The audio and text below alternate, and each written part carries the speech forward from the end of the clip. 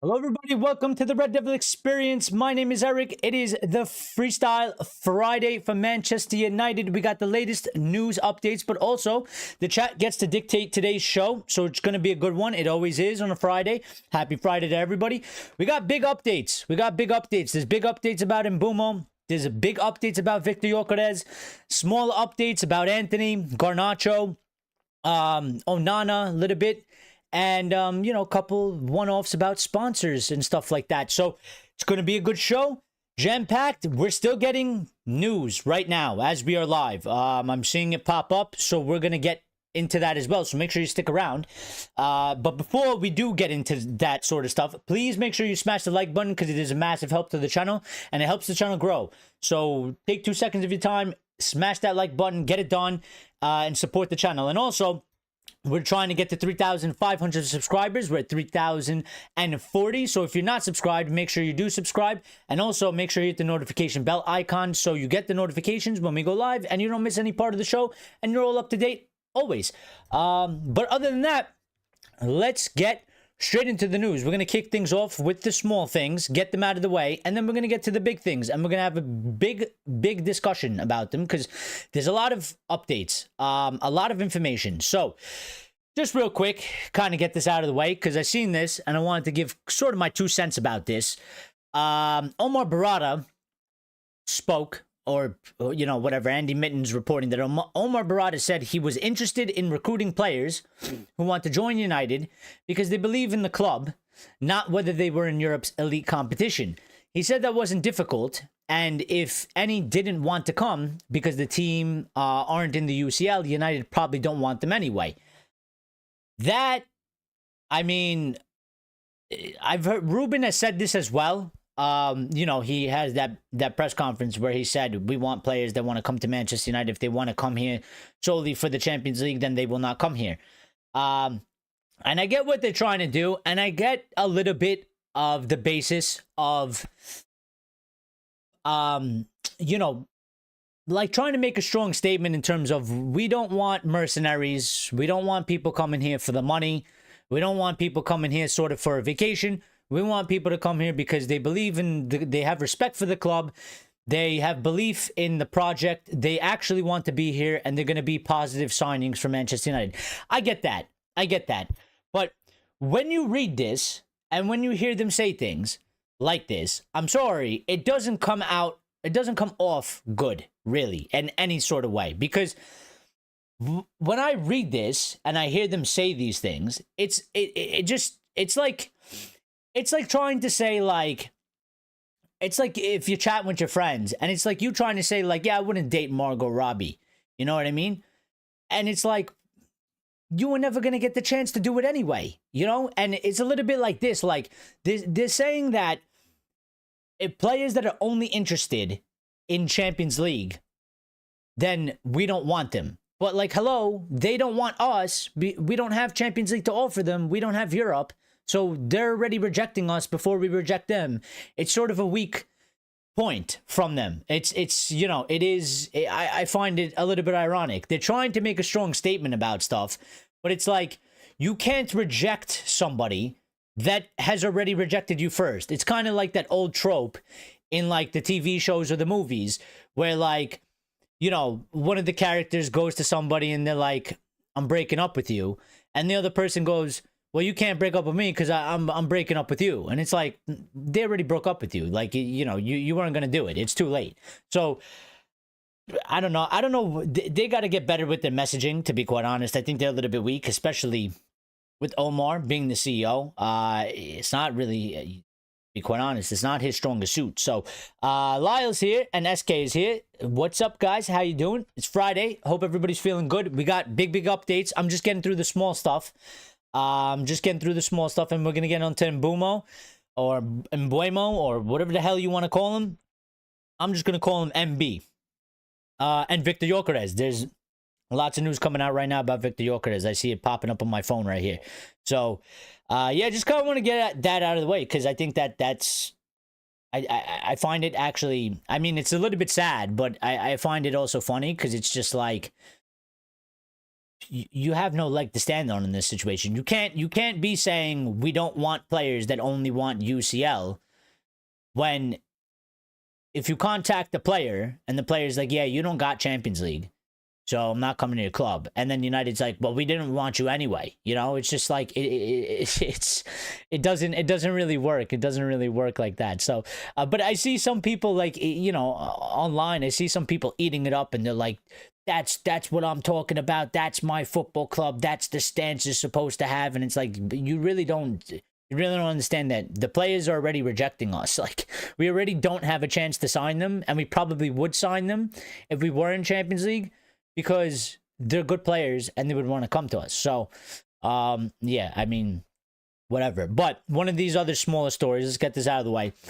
So Marriott, which is the hotel, the hotels, Marriott International sponsorship of Manchester United has ended. The hotel giant, which sponsored the team since 2019, chose not to renew the agreement after it expired. Now, we'll just say, this is what happens when you're shit.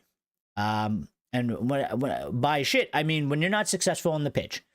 You know, we still have a big name. We still get a lot of clicks and a lot of talk. But, and maybe they just didn't want to continue it. But I would argue, if Manchester United was still winning Premier Leagues, and they were going deep into the Champions League, or winning, or have won, you know, a one-off Champions League somewhere in between the time we last won one, and we were still consistently finishing in the top four, every single season, I would make the argument that Marriott would probably be on their knees begging to extend the deal, and they would probably be throwing cash at us.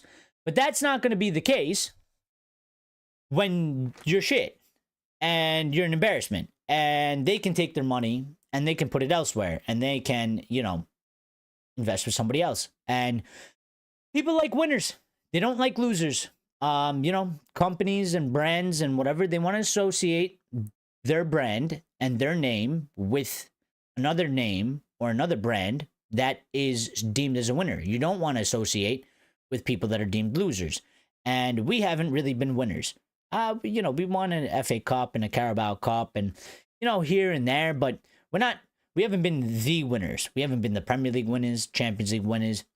We've been really inconsistent. We just had our worst season ever. So, I mean, it does it happens. But, yeah. And then just the other thing about the sponsors is that apparently also the training shirt sponsorship deal with Tezos will end this month, and club sources are confident of finding a new sponsor. I mean, they were probably always going to, I don't know if United chose that or Tezos showed that, but I think they'll have no problem finding a kit sponsor. That's no problem. But, I mean, I guess we'll see. Hopefully it'll be a little bit better. I kind of felt like the logo of Tezos and kind of the name. I kind of felt like it ruined a lot of the gear, the merch. I felt like it kind of just, you know, made it didn't really go. It didn't really go. I didn't really like it. I don't really like the logo there. You see that logo? I don't like that. You know, what is that logo? What is that?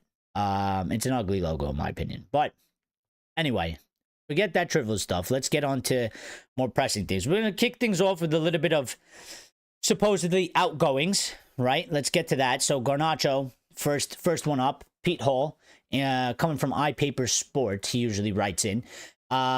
And the story is that Napoli remains frontrunners for Garnacho, having held talks with the United executives, but no bid is yet to have been made. He is attracting plenty of interest. Now, the following update to that with Garnacho goes as this, says Alejandro Garnacho to Leverkusen is seen as very unlikely due to the overall package of transfer fee and wages. They're focused on other options. So, I mean, there was a little bit of talk of Garnacho going to Leverkusen. Obviously, Erik ten Hag is the new manager there, right? And, you know, that's why a few of our players have been strongly linked there, specifically Antony, and Garnacho as well. But according to Pete Hall, Napoli still remains the favorites. I think United are still asking for about 50 million or 60 million or something like that. I know there was talks of 40, but I don't think that I don't think that was true, because it seems to have flipped back to 50 or 60 million now. So we just got to keep an eye on it. Again, the window hasn't, reopened. It's still early days. I feel like these things are probably going to take a little bit of time. Although I would assume Garnacho will probably be the easiest and probably fastest deal that we can do out of deals like Rashford and maybe Antony and Jadon Sancho. There was an update on Sancho as well. We'll get into that later on. But yeah, let's just move on real quick. SK says new black kit looking clean though. I didn't see it. I didn't see it yet. I'll check it out later in the show. I'll pull it up on the screen for everybody. I didn't see the black kit. But we did get 2 updates about Antony as well. Pete Hall was one of them, saying Real Betis are now doing all they can to create a package to sign Antony. They plan to submit a bid with incentives, including more image rights for the player and sell-on clauses, as they can't meet United's £40 million valuation or his current salary. Now, I live in New York, and I live in America, and when this news came out, it was about 4:30, 5 o'clock in the morning.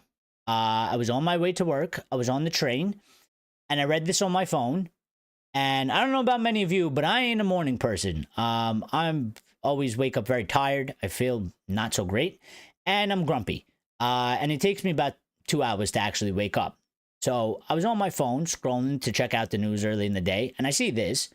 And this immediately pissed me off. This is how I started my day. Immediately pissed me off. And I responded to this and I said, if they can't afford 40 million pounds, then we should reject whatever it is. This doesn't help us in any way. It doesn't help us in any way. They want more image rights for the player so they can put his, image and get money off of it more. So that's good for them. They want sell-on clauses. I mean, how does this help us? We need money. He came to your club. He played good. And again, you've been saying the whole time you can't afford him. Well, you know what happens in real life when you can't afford something? People say too bad, and you don't get to have what you want because you can't afford it. So for me, I mean, I would literally tell them, do something, find the money, do something, pay it one way or another. If you have to pay us $5 million a year or something, I don't know, sell a player, do something. If you want him, get us the money. Otherwise, you could piss off. Like, I really don't get it. I really don't understand this. Like, you really want this player, but you keep claiming you can't afford him. Well, then too bad. Like, he played the best out of all our loanees, and I feel like with him, situational wise, we should be able to get somebody else to come in for him. At the very least, maybe a loan with actually an obligation to buy from another club. Because, I mean, if they can't afford this now, what's going to make them afford it after the next, the next season? And just by the way, for people that, I heard something today and I looked it up and it is factual because this guy is, I forgot his name, but he does a lot with finances and he's very good at it and stuff like that. And he was setting the record straight that, so there's a thing called the book value for a player, right? And the book value, a lot of people, including myself, I thought this as well. But when we talk about transfers, of like players, right? Everybody says like, oh, it's one year left, 1 year less left on the contract, so his valuation is going to go down off of the book value, right? It's kind of like a car. But it doesn't work like that in football. Actually, you lose the value per month. So every single month, you're losing a little bit of value, and then it totals, over to a year. So if we send him out on loan and they have no obligation to buy, we're losing valuation on him because he'll be one year less on his contract, but we'll be losing every month. We have been losing every month since he's been on loan there. The only thing that's helped, really, is that he actually performed very well. That's the only thing that's helped. Because if he wasn't doing that and he performed kind of like Sancho, then yeah, we would be losing valuation on the book price of the player. So I didn't know that. I didn't know that they actually, you know, when it gets down to like the actual nitty gritty, like the accounting stuff, like on the books and stuff, like the proper form, they actually, it's actually negated by on a monthly basis. I thought it was a yearly basis. I thought it was, you know, every year it goes down a little bit because the contract gets less and less, but it's actually on a monthly basis. So Lyle says Betis really taking the piss. I mean, they're pissing me off. I wouldn't want to do this deal with them. And I would really be telling them, I mean, they seem quite desperate for him, but also like it seems like they're benefiting a lot more than us because again, we need money. We want to move on from him and we need to go. And we already loaned him out in January and we shouldn't be loaning him out again. We should be getting rid of him and wiping our hands of it and done and dusted and move forward. And if we loan him out again, I mean, we're not benefiting from this. Like, Betis is benefiting the most. They're getting a player that they really want, that has performed really good for them, and they don't have to pay a fee. And they'll end up having him for a season and a half. Like, you know, meanwhile, we got rid of him. We had one player less in our squad, and then we didn't have nobody replaced him. And then we don't even get the money for this summer window to replace him for this window. So, you know, it's just kind of trash. It's kind of trash. So, but Rudy Galletti is saying Manchester United has set a 50 million euro price tag for Antony, which I believe, if I'm not mistaken, isn't that 40 million pounds? You know, they keep doing this with the euros and the pounds. I don't really get why they do that. You know, I don't think that's really news, Rudy, because they've been saying forever 40 million pounds. So, but because he changed it to euros, and some people, they forget. Like, they'll read that story like a few weeks ago, and they'll be like, oh, look at United, like, pushing up the price. Really, it's the same price. It's the same price because it was reported in pounds first. We are an English football club. We operate in pounds. And this guy just rehashes it, and it's like something new because it says 50 million euros. But it's the same price. It's always been the same price. But actually, to be quite honest, yeah, I mean, Betis wouldn't want to deal with me because I would actually... I would go to the negotiation table, and I would go into Betis's social media account, and I would tell Betis at the negotiation table, whoever it is, I'd look him directly in the eye, and I'd tell them, for every single post that you made about Antony, I'm raising the price for 5 million. For every single post. Every single post, I'm raising it 5 million. Because he performed so well for you, he's gaining a lot of more eyes and attention. I'm like, I will raise the price by 5 million for every single social media post he made about it. And then, you know, they'll probably cry, but whatever. Oh, left that up there. One of the stories was about Onana. Andre Onana believes he will remain at United next season with no solid offers from Saudi yet. Amorim has been clear that after a rough season and no player is guaranteed a spot, but he can't overhaul the entire squad in one summer. Yeah, here's the thing. I think he can't do it because of Manchester United's previous fuck-ups and mess-ups, and situations. You know what I mean? And things like that. I think Ruben would love nothing more than to rip this squad apart, by about 15 players, or more. You know, I think he would love nothing more. But I think when you assess the situation, some of the contracts, some of the difficulties, for example, trying to get rid of Casemiro, trying to get rid of Luke Shaw, you know, options being on the table of not being able to cut contracts and stuff like that because they're way too expensive and it's too much money and the club can't really afford to lose money because we were already in a bad spot, so we have to be careful about it.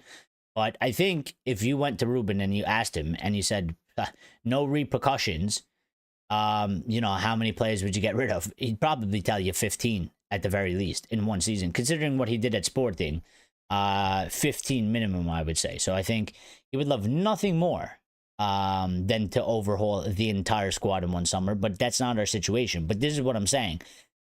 We should do it. I understand you can't do that, but we should still be trying. Everybody at United should be pretending like we're trying to do that. Like, everybody should be pretending like we're going to do that, so that we do that to the fullest extent we possibly can this time. Because again, I think you should always sort of aim very, very high. Because if you sort of aim for your goal, you tend to miss the mark of the goal. So, you know, like, it's like taking a test and you're like, you know, I'm happy with an 80. And, you know, you put in the effort, you study, you do a little bit of work. The highest you'll probably get is an 80. You'll probably get below an 80, right? But if you take all week and you're like, I'm getting 100, I'm getting 100, maybe you finish with an 80. Maybe you finish with an 85. Maybe you get a 90.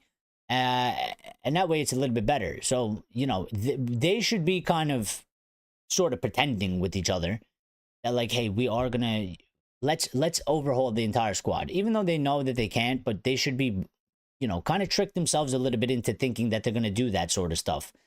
That way we can do as much as we can within our limitations for this season, but we should be doing as much as possible to the maximum that we can, to the limitations we have. That's what we should be taking the opportunity to do. So, but that was followed up just by, you know, this little tidbit. Obviously, you know, Emi Martinez been linked to Manchester United past couple weeks, and this just was the follow-up to that, saying United have been alerted about Emi Martinez's potential exit at Aston Villa, although for now they're keeping a watching brief. Watching FC, apparently that's what we are. We're watching FC.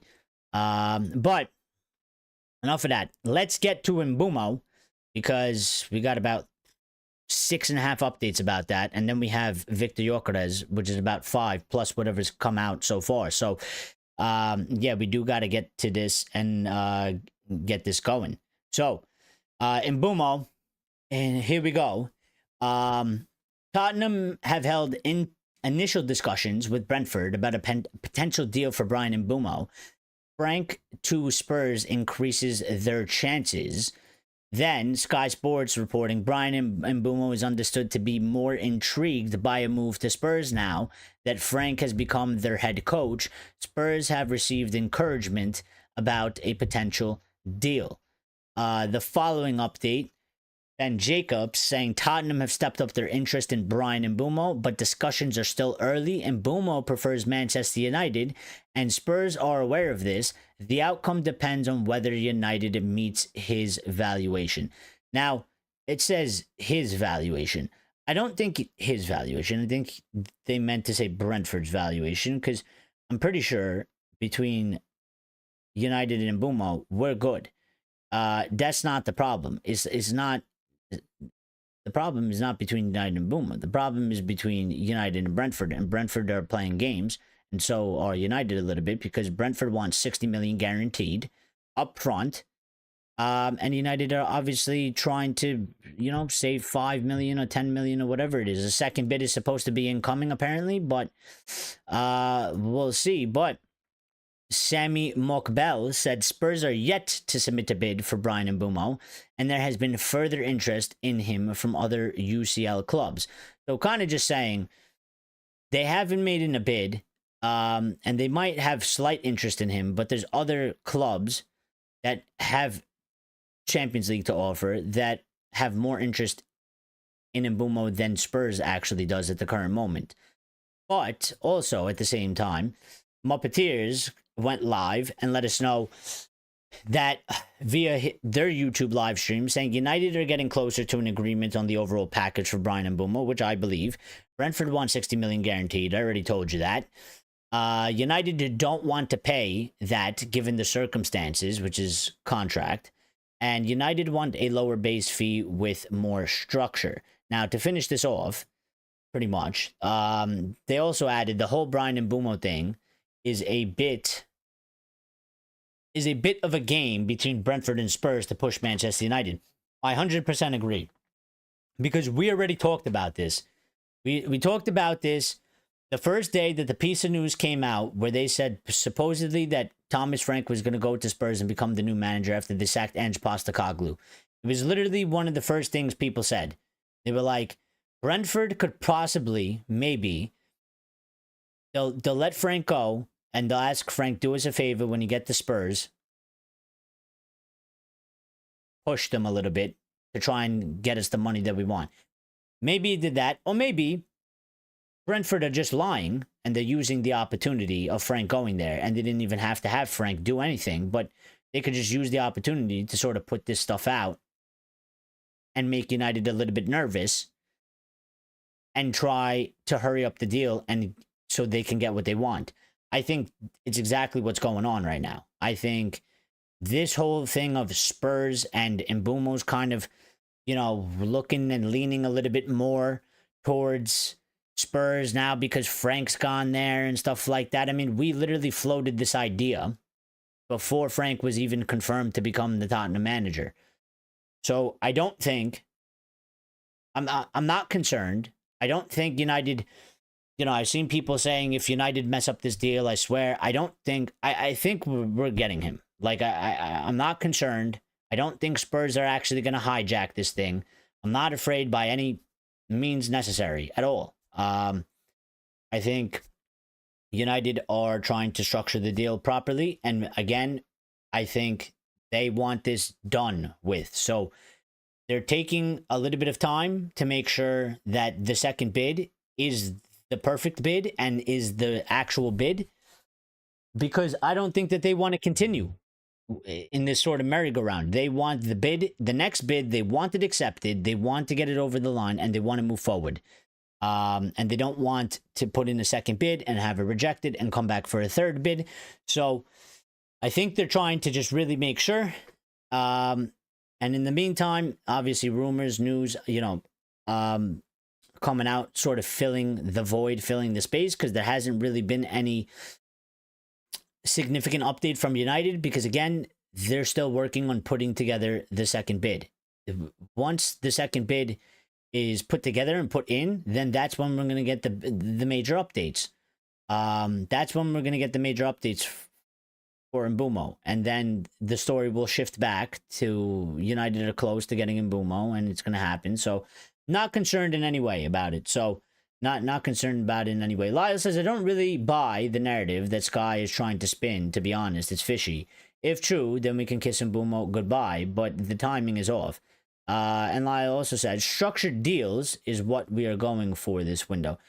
Yeah, no, I mean, I don't buy any of this. It doesn't matter if it's Sky Sports or, Ben Jacobs or, whoever it is. Well, Sammy said that they didn't put in a bid yet, but yeah, I don't really, this thing from Ben Jacobs, and Sky Sports and Sky Sports Lyle. Yeah, I don't really buy any of this. I'm not worried about it at all. I see some United fans freaking out. I see some United fans already starting to get angry and anxious. I would say just calm down, just relax. Number one, totally out of your control, man. Nothing you could do about it. But number two, I tell you, I'm still 99% confident that we're gonna get the deal done. I don't believe Frank going to Spurs has any impact at the current moment. If United drop out for whatever reason and United are no longer an option, then maybe he'll be swayed by Frank going to Spurs, and maybe he'll go there, or maybe he'll end up going somewhere else. But as long as we're there and we have no problem with Mbeumo, and Mbeumo has no problem with us, and it's just, United versus Brentford in the discussions, then we'll be fine. We'll be fine. So, shout out Lion. Lion is here as well. Lion Hearts. How you doing, buddy? How are you? Hope you're doing good. Happy Friday, my friend. Lyle says apparently Lyle talking shit about Lyle. Apparently Lyle is a mouthpiece for Brentford and most of the London clubs. Well, would make sense. Would make sense if he's doing it. Listen, I'm sure. I mean, I'm sure one way or another, There's got to be somebody that Brentford can definitely contact that would seem to have or be like a super credible person or, you know, some high up connections to put this sort of story out. And this is why I don't believe it, because I don't really believe in coincidences. I don't believe in coincidences. And the fact that we sort of deduced that this was something that could possibly come out when they started saying that Frank might possibly go to Spurs that day, the day on National Donut Day, when they sacked Postecoglou, Pasta Donut, you know, it was like one of the first things everybody was saying. They were like, well, what if they try to use Frank to try and, you know, push United to overpay or speed up the deal and stuff? And I think that's exactly what's going on right now. So I'm not concerned in any sort of way about it at all. But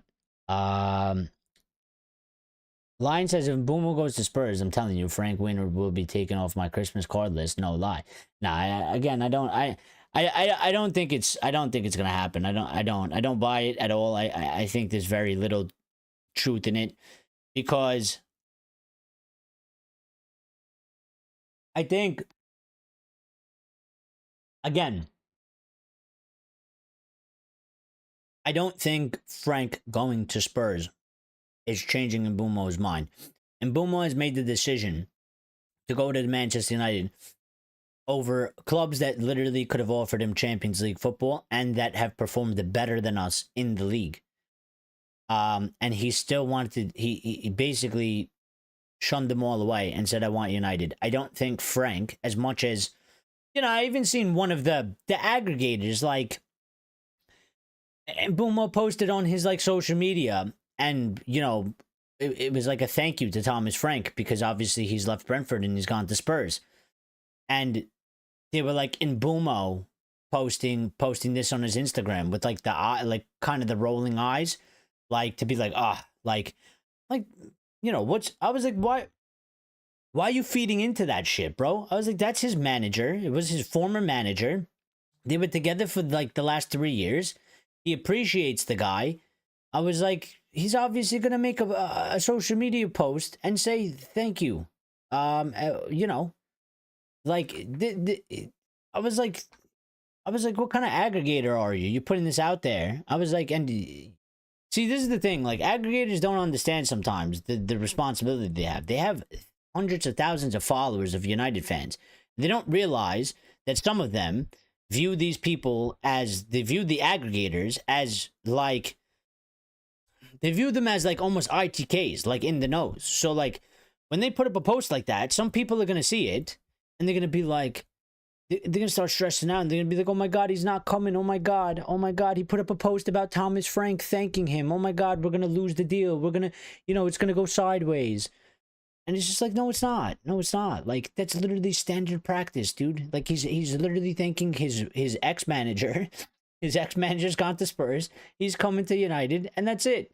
Like, the man's not allowed to put, the man's isn't allowed to put up a social media post thanking the manager that's helped him develop into a good player and that he's had, you know, to work with for the past 3 seasons, because now he wants to go to United. So he just has to tell, you know, what these people want. They want Mbeumo to post a picture going like this, say, fuck you, Thomas Frank, I'm going to Manchester United. Like, it's hilarious. Osagi Abai says, what a shame for Man United if this happens. It's not happening. He will be coming. I'm literally not worried. And this is what I'm saying. Like, you know, I don't even understand, like, you know, how people think that this could potentially happen. Not at this moment, not in this way. Again, I think it's a load of bullshit. I really do. I think it's a bunch of nonsense. I really do. I don't think there's any sort of credibility. At this moment in time, I don't think there's any real credibility. I think it's the easiest sort of thing that you could possibly probably make up in this sort of situation. If you are Brentford, your manager literally just went to Spurs, and it is the easiest thing to call up a couple journalists and be like, hey, Spurs just contacted us, and Frank just told us before he left that he's gonna come for Mbeumo. Like, put it out. You know, it's bullshit. It's nonsense. It's nonsense.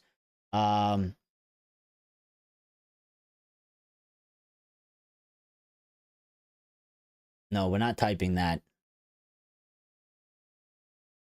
I don't know what that means. We're not typing that. And you're getting put in timeout because you've done this before. So I'm timing you out for 24 hours. Stop doing that. I don't know. Nobody knows what that means. Nobody knows what that means. And this is a football channel. And we're not talking about religion. So if you want to come in here, Piers Morgan, and I mean, you're Piers Morgan fake account, but you act like a prat, like Piers Morgan. Like, you might actually be the real Piers Morgan at this point. Although Piers Morgan, I don't think would be asking for people to say whatever you're asking them to do. But yeah, none of that. I've had enough. This is like the second, third, fourth time you've done this. If you want to talk football, if you have something to say, you can. But don't come in here asking people to say stuff in a language that nobody understands, and don't come in here talking about religion. This isn't the fucking place to do this. So, yeah, Nubis Kubis says no religion, politics, race here, only football and United. Exactly. Exactly, you know? So, but, you know, he was warned before. But, we're not. It's cool. It's cool. He's been warned. He's been timed out for 24 hours. He hasn't been banned. Now, if he comes back in next time, might be a permanent one. Might be a permanent one. If he comes in next time talking that religious stuff, might be permanent. You might be the first guy to get banned from this channel. We have not banned one person yet.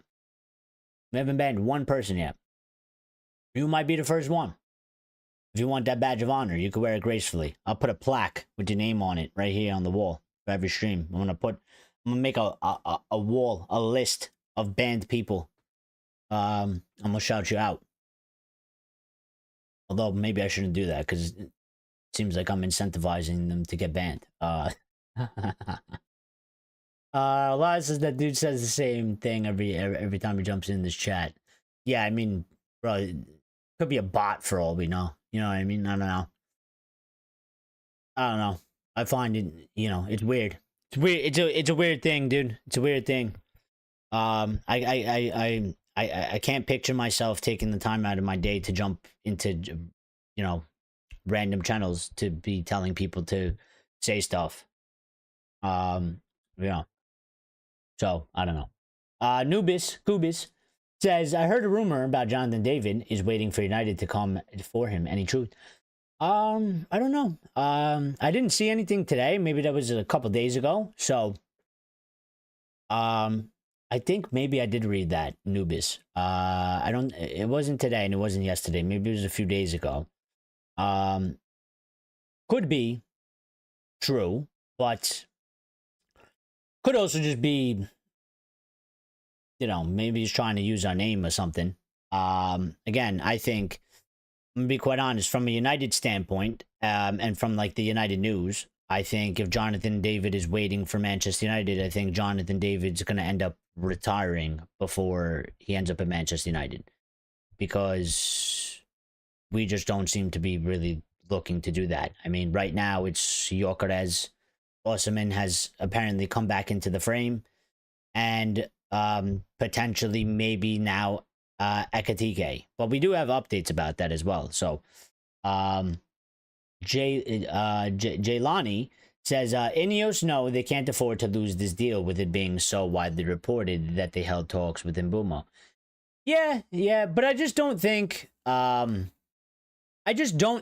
that this whole Spurs thing is real. I just don't buy it. I think it's too much of a coincidence. And I really don't believe in coincidences. Like, I actually really don't believe in coincidences. I don't.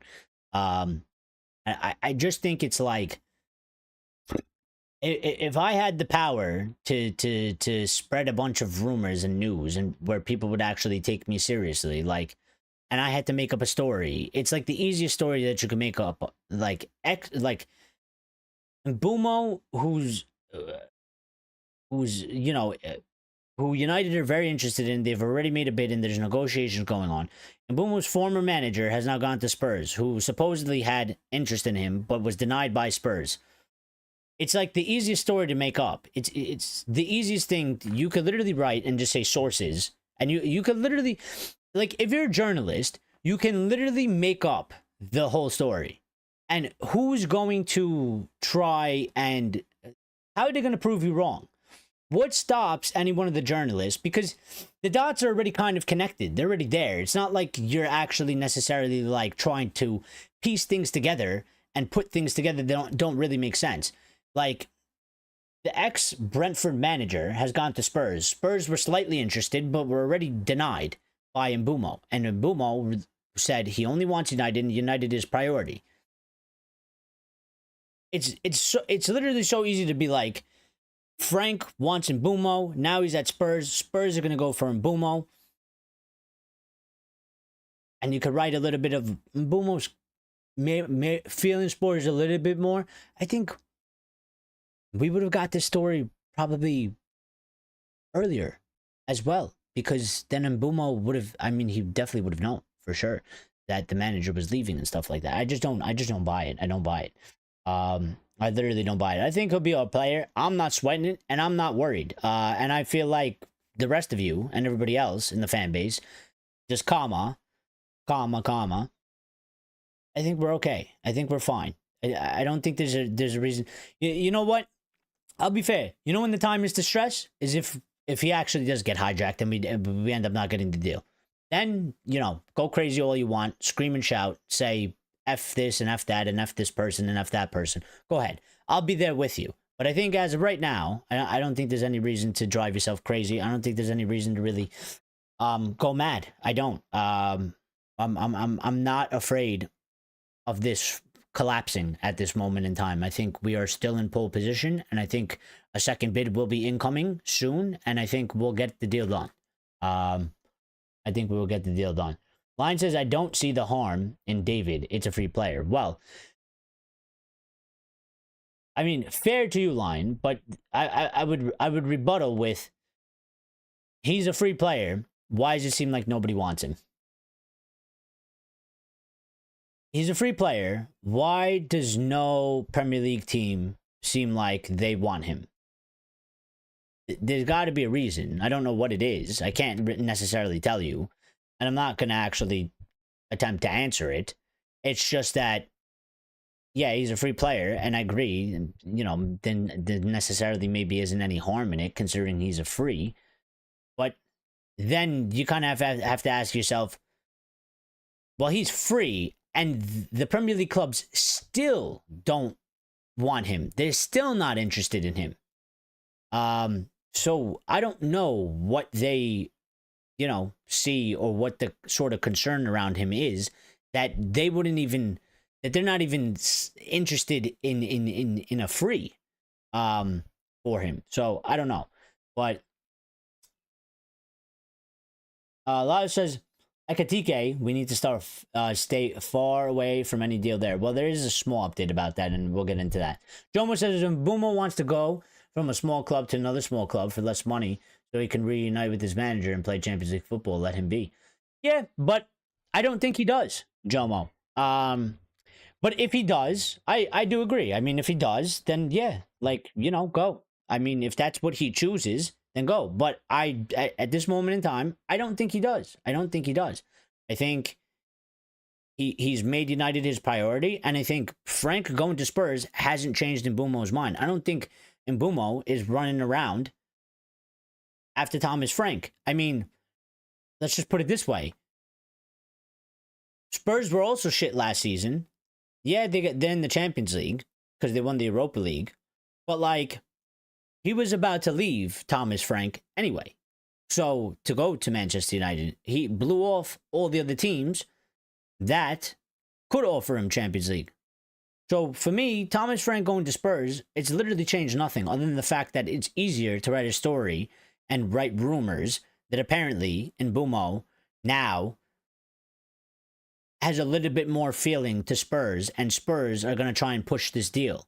You know, and even so, even if Spurs actually does try to go back in or sort of push the deal more, I still don't think that they're going to be able to convince him to take his interest off of Manchester United. Because again, we've seen it with Cunha, like, and Mbeumo I feel like is sort of similar. Like, if you're rejecting pretty much all other clubs that can offer you more than us, then you actually want to come to this football club. So I don't think there's many things that can actually change your mind unless we fuck up the deal in terms of, you know, we dick around with the contract that we offer him or something like that. We piss him off or something like that, which I don't think we're going to. I think that sort of aspect is fine.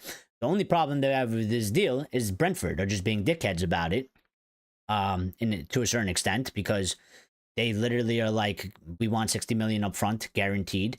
And we're trying to, you know, give a little bit less guaranteed because our pockets are a little bit tight. So, isn't Levy a tight ass anyway? No panic. He is, but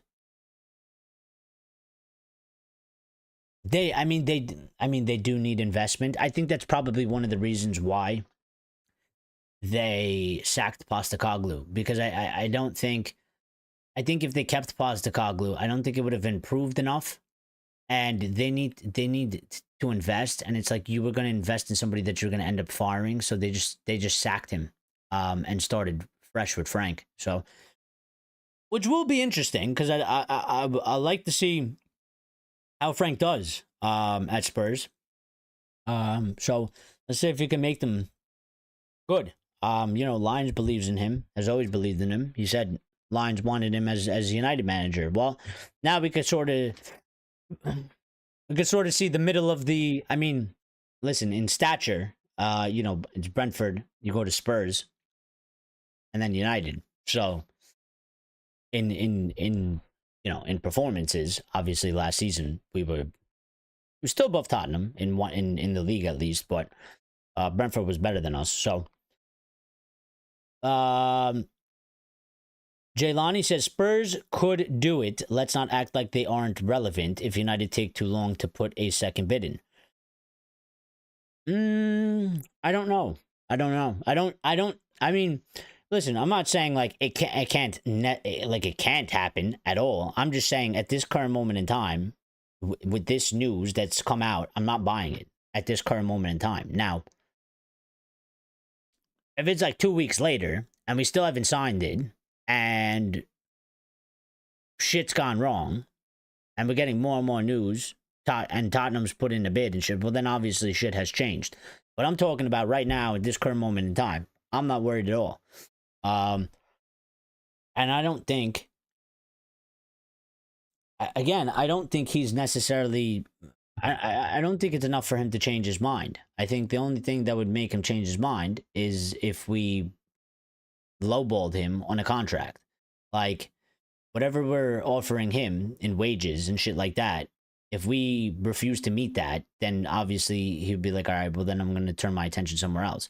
But as long as we're there and we're on the table and we're, you know, involved, I don't think he's going to change his mind.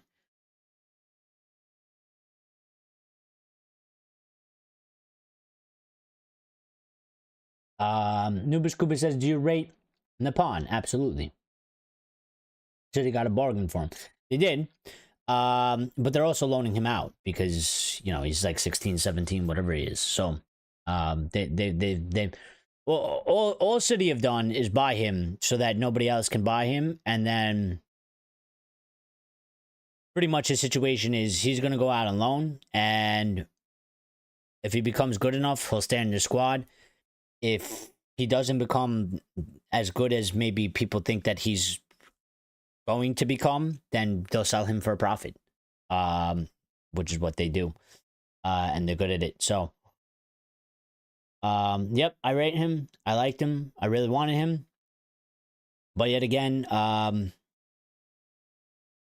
we seem to miss out on shit like that. You know, I don't really know why.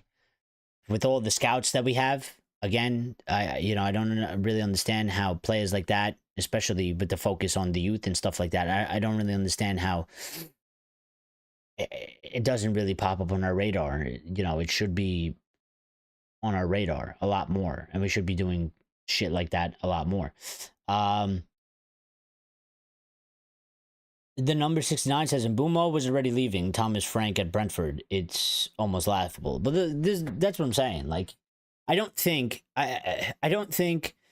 Mbeumo is like gonna be running around after Thomas Frank. Like, I think Mbeumo has decided that like Mbeumo is gonna do what Mbeumo wants, and Mbeumo has chosen that he wants Manchester United. And again, the fact that he's made us priority, and there was other clubs there that had performed way better than us last season specifically, and could offer him Champions League football, and he still gave us priority. Again, I will say there is some sort of a respect and affection for Manchester United that he has to be, because we're all United fans. But if you sit there and you say what's probably the best move for you to do, that would mean you go to the best performing team that's going to give you still a very good wage, but also the best opportunity to have a very good season. And that's not us, because we don't know what's going to happen. I mean, we just had our worst season ever. We don't know exactly how this next season is going to go. Could be good, could be slightly better, could be complete shit once again. It's a massive risk. So, you know, there's no reason for him to really have made us the priority, other than out of a little bit of mutual love and some respect for the football club, sort of like Cunha. So, Nubis says, I feel like City are the biggest winner this summer. Turkey renders An-Nouri Napan for 140 million euros. Well, maybe so. I mean, listen, this is what happens when you have a good structure and you have the money, and, you know, you do what you're supposed to be doing. But at the end of the day, again, could very well be Nubis, but I will say for me, they still got to prove it. Those are very good signings in terms of a high ceiling and potential, but you never know what's going to come out of those players. And they could be one that people rate very early on and are excited by, and in 3 years' time, maybe 2 or 3 of them are not quite good, or not quite, you know, maybe they're not even there. So they're buying these players. I mean, I expected them to do that, you know, mid-season. When the season that they were going, I was like, I was like, they need to rebuild. I knew they were going to rebuild, but you still have to bring it to life on the pitch. So they could buy as many players as they want, but it'll only matter when they're on the pitch and how that goes. You know, is it going to be red hot? Is it going to be lukewarm? Or is it going to be cold? Because it could happen either way. So, anyway, so let's just, you know, I'll wait to see what they do when they get on the pitch and see how they're gonna be. And then, yeah, you know. Grace says, why do you think we are going for Mbeumo before a striker, considering we haven't got much money? We literally have Cunha, Xerxes, Mount, Mainu, Bruno, and Ahmad in the 10.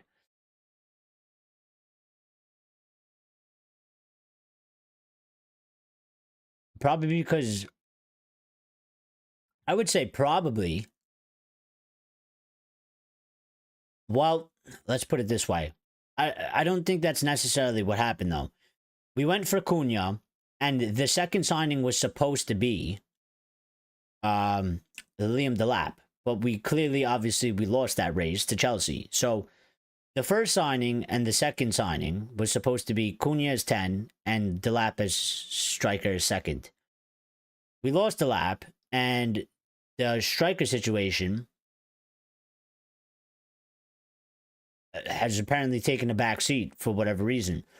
Now, I don't know if that's because they were looking at Mbeumo. Maybe they decided to pull the trigger on Mbeumo, and maybe they were aware of maybe there was more competition, or maybe there was more interest in Mbeumo from several clubs than there is maybe going on, or maybe there's some more seriousness about Mbeumo than in the striker thing. Because the striker thing at the current moment between Gyokeres, Osimhen, and like Ekitike seems like this thing's gonna drag out for a little bit.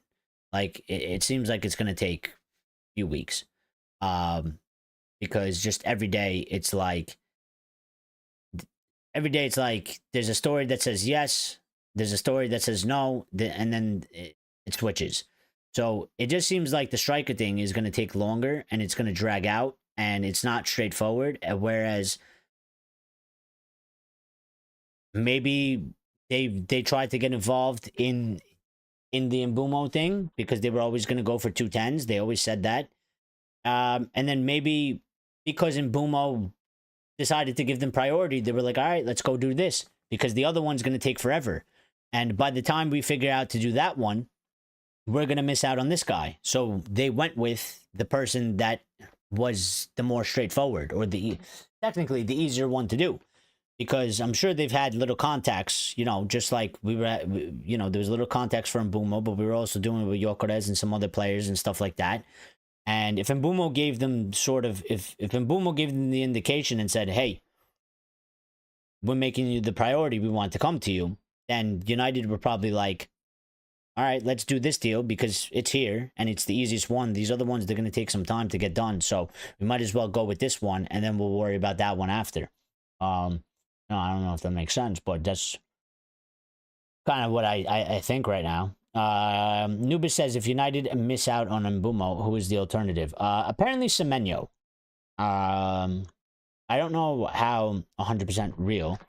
Mine says I really like Semenyo, but at 40 or 45 million. Well, apparently it was always reported that Semenyo would be sort of the plan B, I guess, for that if we were to miss out on Mbeumo, because we're interested in Semenyo, but he is basically the number 2 option. Mbeumo has been number 1 and is still number 1. So Nubis says we played versus Nippon in preseason last summer and he terrorized out midfield.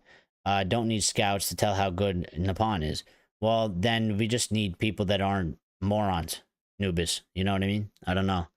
I don't know.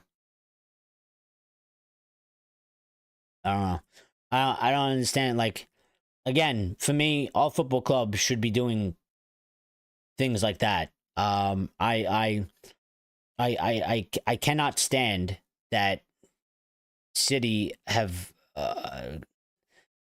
gotten into a position because they won the lottery because of the owners that they have. And that's the only reason why they're like that. It pisses me off because it's like, it's only the owners. Like, and it's like, we have the worst fucking owners in the world. The worst owners in the world.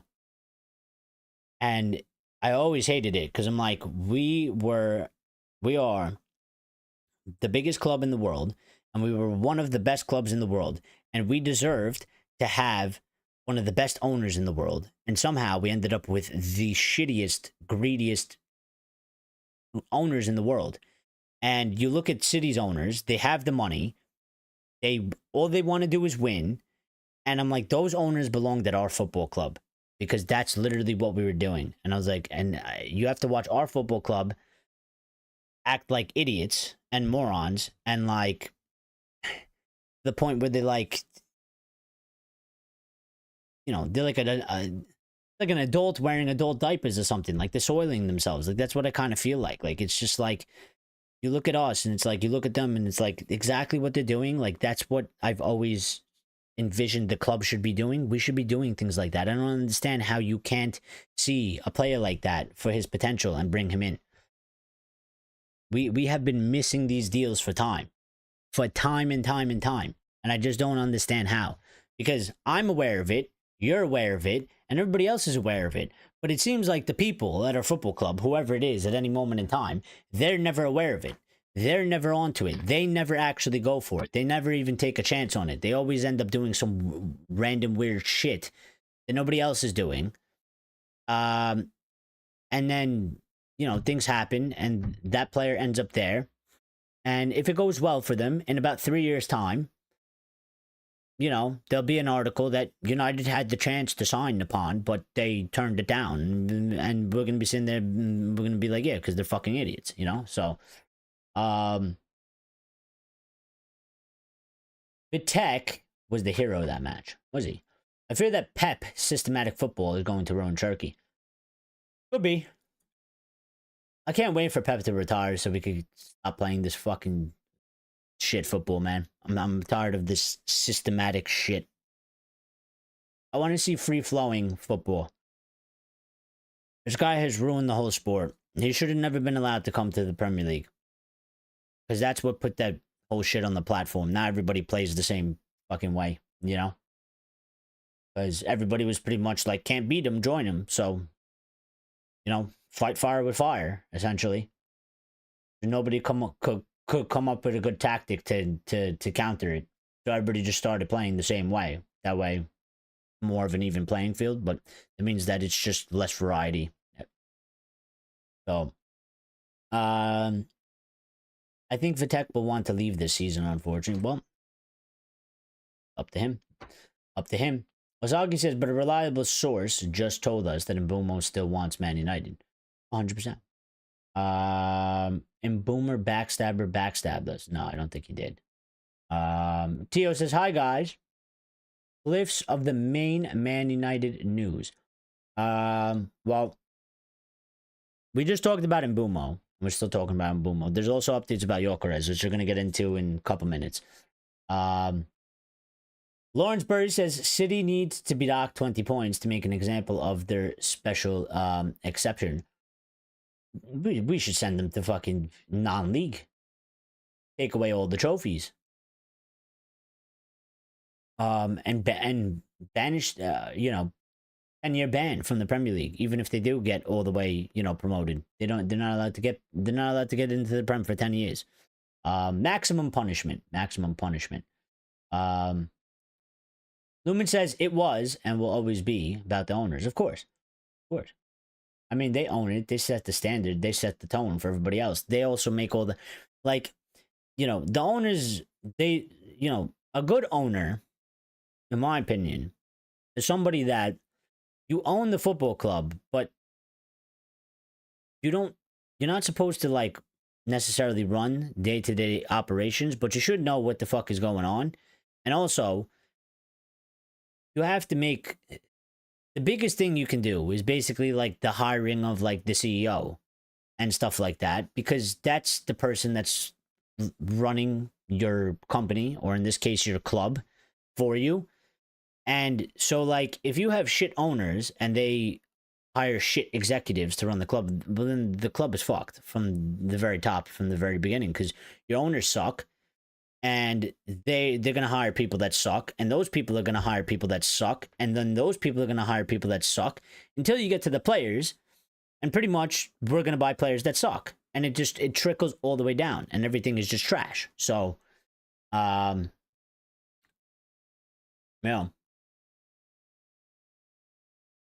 Why are they doing what they are doing? Ooh. Nubis says, to be fair, it's not the first time United are being an idiot, missing out on Saicedo and Julian. No, but that's what I'm talking about, Nubis. That's what I'm talking about. I'm not talking about specifically these people are idiots. I'm just saying in general, we have been stupid for years about this sort of stuff. And I don't understand how, because we should be, for what our club was and what our club is supposed to stand for, our football club should be one of the highest, most elite performing clubs. We had the money, we had the power, we had the attraction, and we had the resources, and we had the facilities. We had it all. And even at that time, we still weren't necessarily doing it to the extent that I felt like we should be an absolute, to the extent of, we could have been an absolute cheat code. When you play Football Manager and you get the little unlocks, and it's you're able to sign whoever you want, nobody will reject you and shit like that, and stuff like that. We literally could have done that. But again, when you have shit owners and then they fucked everything up and they've hired bad people, especially because Fergie was literally saving their ass. If Ferguson wasn't there, literally doing the things that he had to do on the football pitch to save their ass, we would have been fucked way earlier because they would have just destroyed it. I want some individuality in football again. Yeah, I mean, yeah. Any thoughts on Harley Ebsen James? Anyone know his height? I don't even know who that is. Noobiz. Who does he play for and what does he play? Because I have no clue. Are we still being run by the suck chain? Probably. I mean, listen, I don't know what the Glazers is actually doing now, but I mean, they do still own 61%. They still are the majority owners, so I don't know exactly what they're doing or what part they're actually playing in, other than maybe it's just a financial thing where they take most of the money because they have the majority percentage. But Lyle says drop a like, subscribe, get in the Discord. Yes, hit the like button if you haven't, and get in the Discord. Hit that link. You'll become a member of the Discord. Discord is the best place on the planet, the Red Devil's Den, we call it. Great conversations. We keep you up to date with the news as well as it gets put out when we're not live, because sometimes we can't always be live throughout the day. And also, you know, it's a good place to just interact with the other community members, make friends, have chats, you know, throughout the day at different times. And also there's some non-football related stuff in there that, you know, you guys could have fun with in there as well and have good discussion. So no, but for real, I mean, if you're not in the Discord, you are missing out. It is the easiest way to stay up to date as well. Because I can literally just type a message, send a notification to all of you and let you know if we're going live today or not, if, you know, what time we're going live, if we're going live in 20 minutes. So it's the easiest and fastest way to be kept up to date with pretty much everything. So, and Lion says Discord is dope. Yeah, no, it is. It's good. It's good. And, you know, once it starts to grow more and more, it's just going to get better. We're going to add more things to it and we're going to keep it updated. So, you know, get in there. Get in there. Lumen says, so what role does Amorim play, or can he do us better on his own? What role does Amorim play? Well, he's just a coach, pretty much, essentially, with a little bit of input. That's pretty much. I mean, I don't know exactly to what extent the people like Wilcox and Barada, and etc. are like listening to him. Like, I don't like, again, there has to be, it's a tricky balance. It's easier said than done, but the point of having a hierarchy and a board and technical director and all that sort of stuff is because they're supposed to make decisions for the betterment of the football club. But at the same time, they're also supposed to help and work with the current manager, but not every player that the manager at the time might be the best option for the football club. As we've seen with Erik ten Hag, he had a lot of power. He brought in a lot of players that he worked with. Those players were, for him, was good because he worked with them. He knew what kind of player he was getting, but clearly he was wrong in certain players because his judgment on if they were able to perform highly in the Premier League was not right. And that's why you needed like a director of football and a technical director, because those are the guys that are supposed to like analyze that shit and say, listen, I know you want Antony, but actually we've got a player here.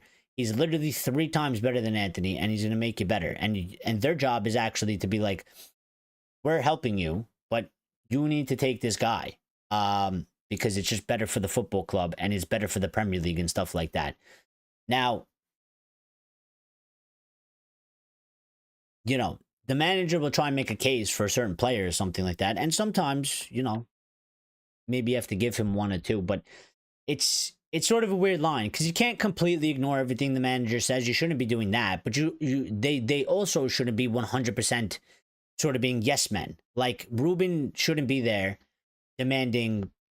You know, Ruben shouldn't be like, I want these 5 players, and Wilcox and whoever are just like, okay, unless they're like literally all perfect. and Ruben Amorim is like some sort of, you know, he could do all the jobs. He could be director of football, coach, and more. So it's a bit of it's a bit of a hard line to walk, because you need to, and that's why those jobs are important, because you have to be able to make a good judgment. Like, the manager will want somebody, and you need to make a tough call on, is the manager, you know, is this right? Because I believe that this other player is probably better than the player the manager is asking for. And you got to kind of sell that to him as well, if you do believe that.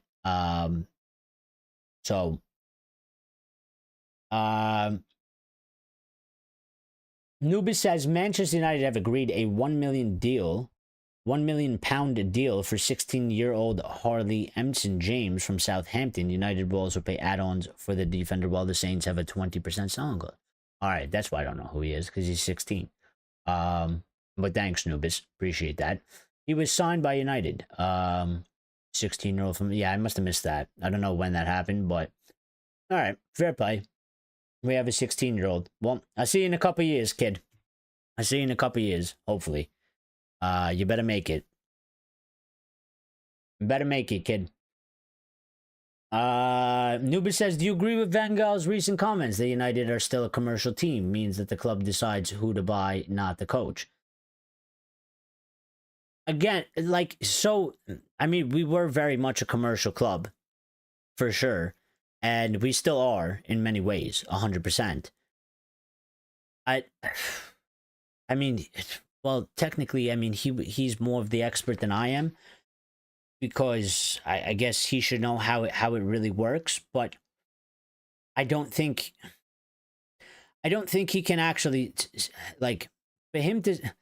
I actually don't think that that's necessarily fair, though, because in terms of Erik ten Hag had more power than every single manager, even Louis himself.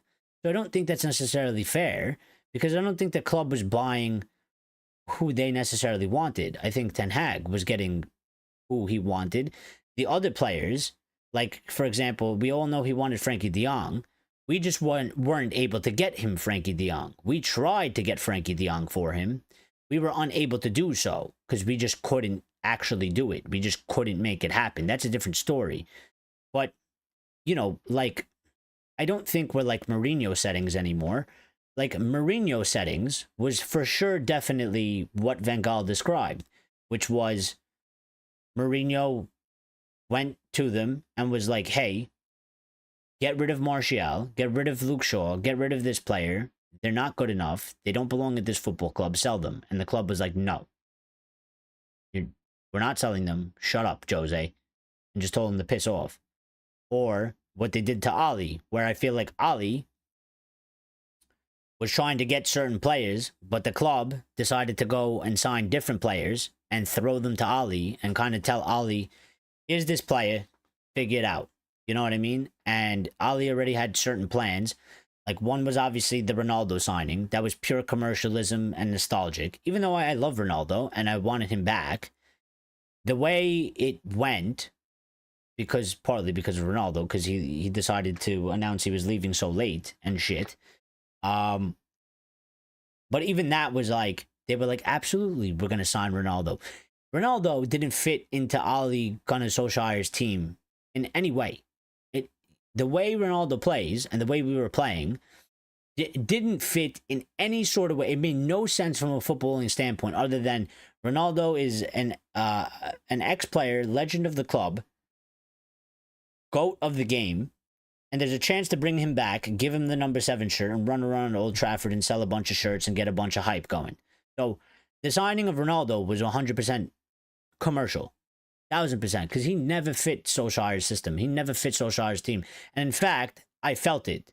Like, I remember watching that, and I was just like, Ole doesn't know what to fucking do anymore, because he's got Ronaldo. He obviously respects Ronaldo.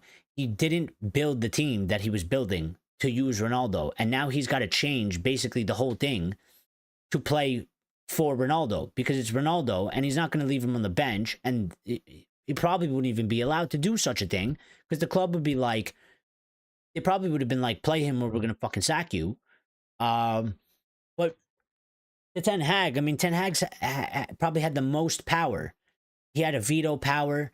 He had all sorts of shit, and we got all these players that, you know, he's managed at other clubs for him. So I feel like there is a lot less commercial. We're still commercial. We're always going to be commercial because of what we are. We're too big of a name, too big of a brand, too much success, and with history in it. But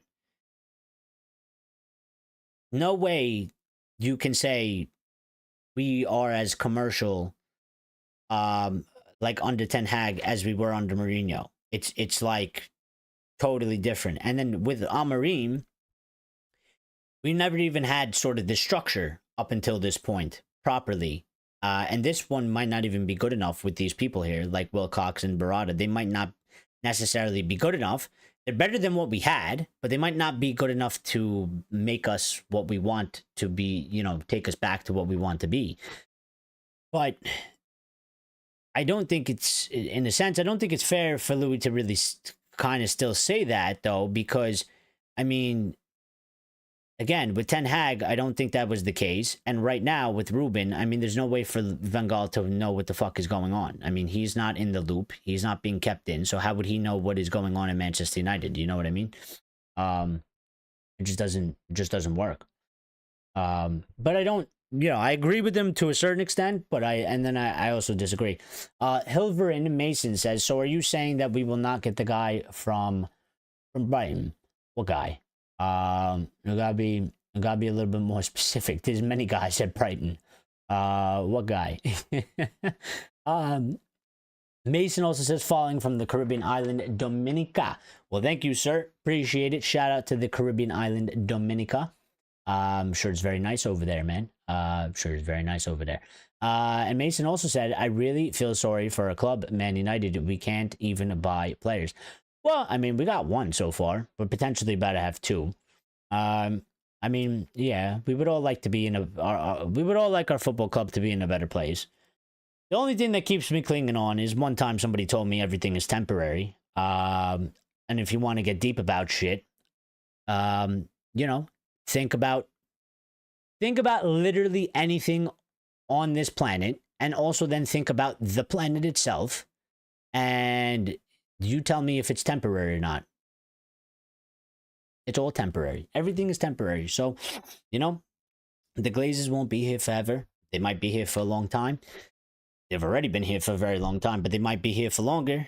But they can't be around forever. You know, so, and we won't be shit forever either. Just like we weren't, you know, we weren't good forever. We were good for a long time, but we're not good anymore. But at one point, we won't be shit forever either. It's gotta end. Everything is temporary. Some things just are longer. You know, some things are 5 minutes temporary. Some things are an hour temporary. Some things are, you know, a couple hours temporary. Some things are a week temporary, a month temporary, a couple years temporary, decade temporary. But it's all temporary. At some point, it ends. Sometimes it finishes at some certain point. Steph's here, says, good evening, Eric's experienced Red Devils, love it. And says 17 likes. Yes, thank you to everybody that's smashing the like button. We really do appreciate that. It is a massive help to the channel. I try not to be too annoying about it, but it is actually really important. YouTube rates that stuff sort of highly. So, and shout out to all the new subscribers as well. I see the ticker moving. We are trying to get to 3,500. We are now at 3,050. We started the show with 3,040. So shout out to all the new subscribers as well. And get involved in the chat. Don't be shy. If you're new, you can have your say. Don't worry. That's what we want on this channel. That's what we want. We want to hear from as many United fans as many different opinions. So, you know, get involved in the chat. Get involved in the chat. Where are we? Lawrence Burry. Ruben already has a lot of power listing players for his playing system. But Ten Hag, transfer power was so extreme, it felt like he was corrupted by agents and his own secret percentage. I mean, yeah, listen, we kind of went a little bit out of control with that. You know what I mean? And I try not to like bury him. I try not to bury Ten Hag for it because, again, while he is responsible for some of that stuff, ultimately our football club is responsible because our owners are responsible because they hired people like Richard Arnold, and Richard Arnold had John Murtaugh and other people there, and they're the ones that made these decisions, and they're the ones that decided to give Ten Hag this full reign, and that's just not how you operate a football club. So I understand he had a part to play in it, but at the same time, it's like, well, if we were actually run as a proper football club and we actually hired proper people, that probably would have never came about. Therefore, Eric Ten Hag probably wouldn't have had the opportunity to make the fuck ups that he did, in that sense. So I try not to just bury him 100% with that. But I mean, and also to be fair, I mean,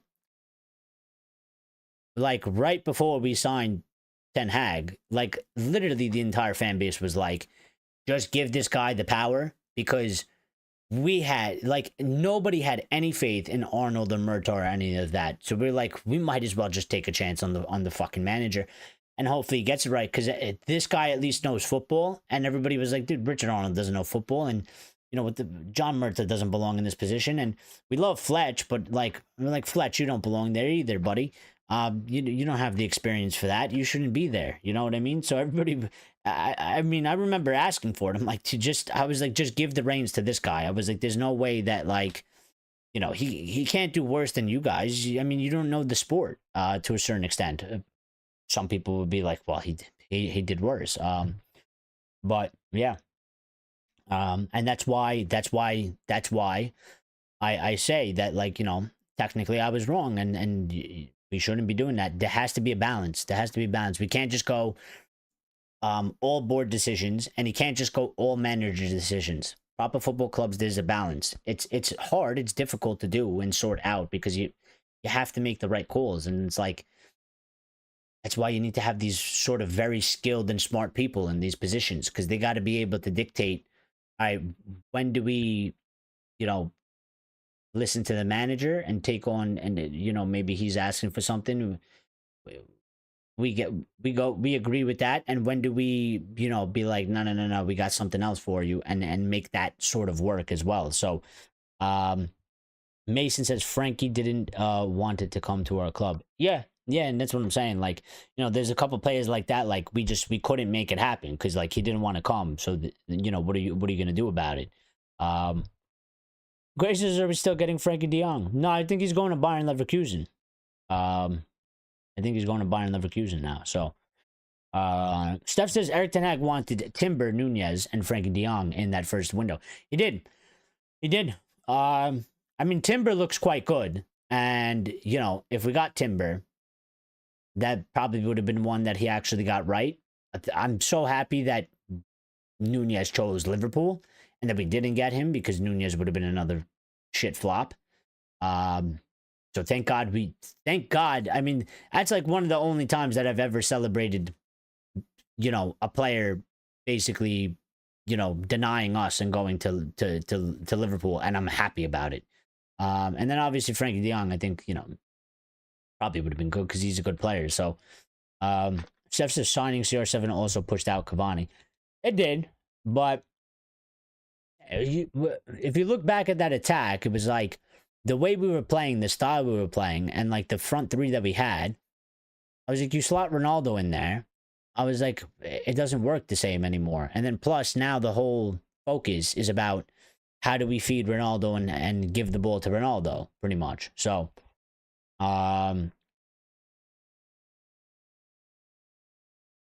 Nubis says, do you like the new home kits? They're right, Nubis. They're right. Really, I talked about it yesterday. I was like, it's kind of like an iPhone. It's kind of like an iPhone. They bring out the new iPhone. They update a couple things. They make the battery a little bit longer. They make I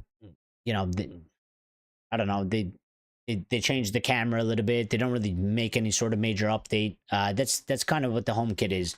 It looks similar to the one we literally just had. They've made some minor slight updates, some little adjustments, but it's not anything, I guess, like, it doesn't feel like it's like a new sort of look. It just seems like they kind of just updated last season's kit and made some small changes. So it still looks nice, but I don't think it's anything that, like, I wouldn't say it goes crazy or anything like that. I don't think like, you know, I'm not that hyped. Like usually when I see it, I used to get quite hyped about the kits, but like, you know, if I see a kid and I'm like, oh, that's different. Like, you know, we haven't like done that style before, or maybe like that, you know, that pattern or something like that. And I'd be like, you know what, I actually quite like that. But this one I saw it and I was just like, yeah, it looks good. But I was like, it just kind of looks like the one we just had, but they just slightly updated it. So, but somebody did say before, I forgot who it was, asked me about the black kid. So, and I haven't seen that. So I will search for it somehow, some way.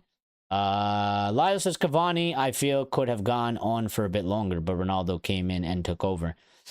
Yeah, but also Cavani just like, but he could never stay fit either. I mean, Cavani was good, but he was one of those guys that he didn't stay fit.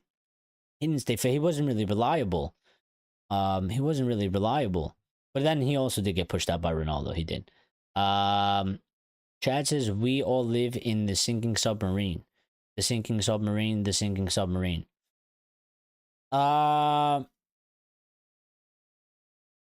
Nick Knack says there was no Mbeumo deal. The bid, there was no Mbeumo deal. The bid got rejected. Onana 50 million WTF. There's no way. Looks like the Vodafone kid. Yes, thank you, Chad. Thank you. I was trying to remember the little squiggly black line thing.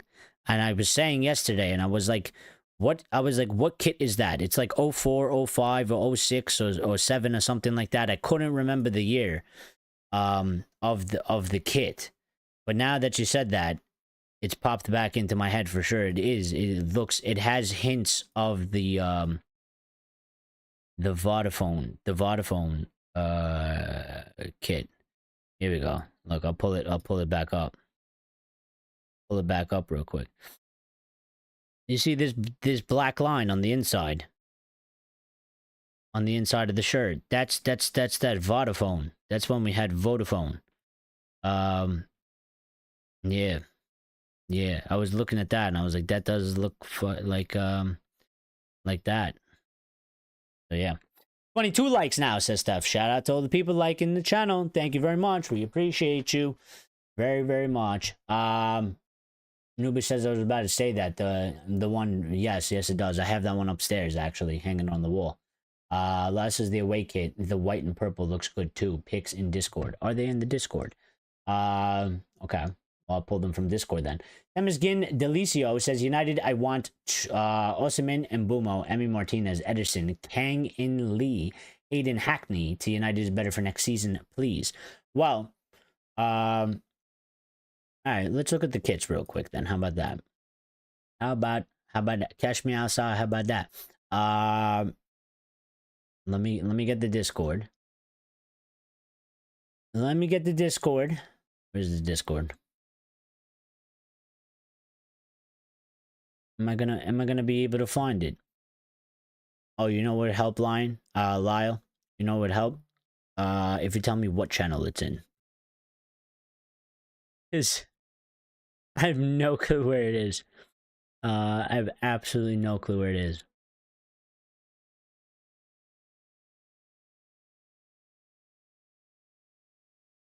So, if you remember what channel that was posted in, that would help, because I have absolutely no clue. You might have to search in Discord. I sent it a while ago. All right, I'll just Google search it. Tell me that is not insanity. He bought. Oh, he said he bought Onana for 55 million euros. Yeah, I read that wrong. Well, but here's the thing. Again, I will say this. I'll blame him for just buying Onana. You know what I mean? I'll blame him like I would blame him solely for like him wanting Onana. I don't try not to blame him for the price, because it's not like he negotiated the price. That to me, that part goes on Richard Arnold and, you know, whoever else we had in that part. That's on them. They're the ones that agreed to pay this sort of shit. And did the negotiation and all that stuff. I just solely blame him for the fact of like he picked the player and said like that's the guy I wanted. Well, like that was the bad choice. You know what I mean? But when it comes to the fee, it kind of falls on the other guys because again, Ten Hag's. It wasn't like Ten Hag was like. Wasn't like they faxed Ten Hag or they called up Ten Hag and they're like, yeah, you could have him for 50 million, and Ten Hag was like, all right, sending a wire transfer, and like paid them. You know what I mean? Like,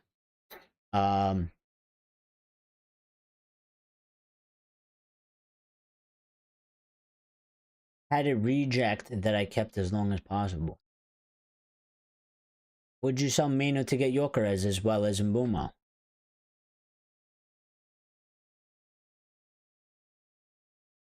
Oh, that's so tough.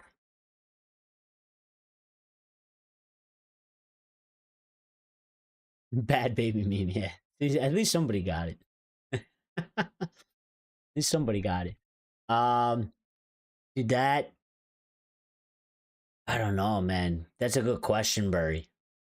Because I'm kind of against selling Mbeumo at all costs, but then that kind of goes against my whole thing of like, we should rebuild the squad as much as possible, and we need to get rid of players. But Mbeumo's always been that player that I don't consider is one that we should be selling in any type of way. So like, I don't know. Is it crazy if I say no? I wouldn't sell Mbeumo to get that done. I don't know. Maybe I'm just being selfish. Maybe I'm buying. Maybe I have a bias. I have a bias. I think latest news. Oh, you think it's in latest news? Maguire for 80 is worst. Oh, we got a bunch of them. I mean, listen, at least Maguire has kind of picked it up in the last two seasons or so. At least it took him for fucking ever. You know, and the first like 2 or 3 seasons were horrific, but at least he kind of in a small way compared to some other ones, he kind of made up for it. Like Alexis Sanchez was an absolute disaster. He didn't make up for it. All types of players. I mean, Sancho was another one.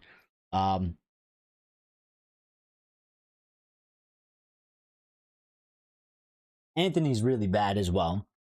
Antony was a really bad one. Might not be that bad because we might be able to get maybe at least fucking half, break even a certain way. But I mean, we've had quite a few.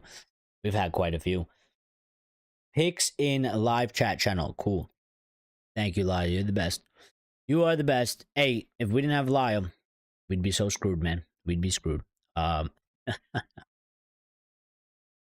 yeah, see this, and this is what I'm talking about. All right, this one looks like that old one that Antony was wearing. Can I save this image? I'm just gonna type it in as hit 1. Hit 1.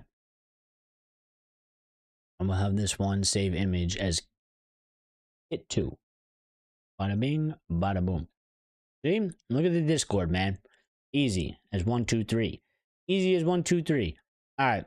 So before we get to Gyokeres, because we still haven't talked about Gyokeres, here, let's talk about these kits, and then not that kid, and then we'll get on to Gyokeres, and we'll get up to all the updates that came out when we went live as well. But here's the first kit. For anybody that hasn't seen it, I kind of saw it, but I kind of also forgot what it looked like. So here we go. I like this. We'll make it full screen, or I'll attempt to make it full screen. I don't know how that's gonna go. Oh, the overlay. Oh well, too bad. Yeah, I mean, this is what I'm saying. Like, you know, the home kit just seems like I like that. I like that touch of the Vodafone type of thing, but like, I like this a little bit more. Like, you know, like it's got this sort of gold trim. It's got kind of that callback to the when Antony was there wearing it. Although this one seems like, I don't know if it's just the color of it, but it doesn't seem like, you know, it's black. It seems like it's some sort of a darkish blue, maybe with a little bit of black. But yeah, I kind of like the gold trim and stuff like that. That's cool. That's cool. That's all right. It's not bad. And sometimes they're slightly different. I mean, this might be close. It might be a little bit different. There might be a little bit more detail when these sort of things leak. So, yeah. But let me get the other one. Because this one is actually, this one's got a quite a unique touch to it, really, because it's white with some purple in it. I don't know if we've ever had some sort of a purple. I'm sure maybe we did, because apparently every time I think that we haven't had something or done something, I find out that we did do something like that. I like this white one, but I don't know how I feel about what's going on up here with this, with the collar, whatever, you know, the head hole. What's going on with that? 'Cause that looks weird. That looks strange. And I don't know if I like that, because a lot of people, they like the collar thing, but I mean, it's not like it's not like I hate it. Like, it's not like when I look at content, I'm like, oh, that collar disgusts me. Obviously, he's famous for that. I just don't preferably like wearing the collar. I don't look good in the collar, and also the collar bothers the shit out of me. It always has since I was like a kid, right? But I'm trying to see, like, what's this? Like, what's going on here with this collar thing? You know what I mean? What is this? Why does it look weird? Because for me, the one thing that I hate the most is when we actually make a good kit, or there's like a good, you know, kit out there, but then they throw a collar on it, and I'm like, you've messed it all up for me. Like, I can't wear this. Like, I don't look good with a collar. It doesn't work well for me. I don't wear those things. You know, not everything is for everybody, man. But I like the design. I like the white. I like the purple. It's a cool sort of color scheme, and it's new. You know, it's new. So, the white shirt is bang. See, and this is what I'm saying. Like, but they kind of just went low with the red kit, with the home kit. But they you know, they did a good job on the white one. Is the white one the away, or is that the third? Which one's the third, and which one's the third? Which one's going to be the third, and which one's going to be the away? Well, it's a leaked image. There might just be a bad edit. Well, yeah, it could be. I hope so. I hope so.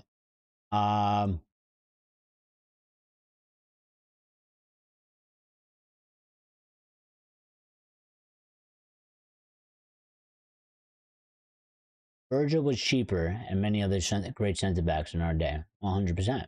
They were idiots. We fucked up a lot of deals. Oh. He is still crap. Why do you think our defense is shocking? Yeah, I don't think it's because of him. In fact, I would bet you statistically it's not because of him.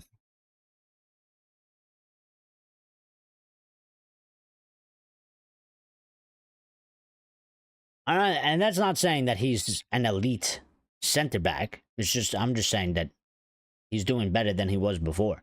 Before was absolutely horrible. Was absolute disaster. Everything he did. I mean, the guy couldn't do one thing right. At least now he puts in good performances. Theo says should do a poll. Want is the worst 5-man United. We could do one another time. I'll come up with like a list. I'll get a full list. We'll make a poll. We'll do it. We'll keep it for another show. I'll actually write it down because that's a good idea. Just in case, you know, sometimes some stuff isn't going down. Let me get this. What time is it? How long have we been live for? An hour and 40? Okay, cool. Poll for worst Man United signing post Fergie.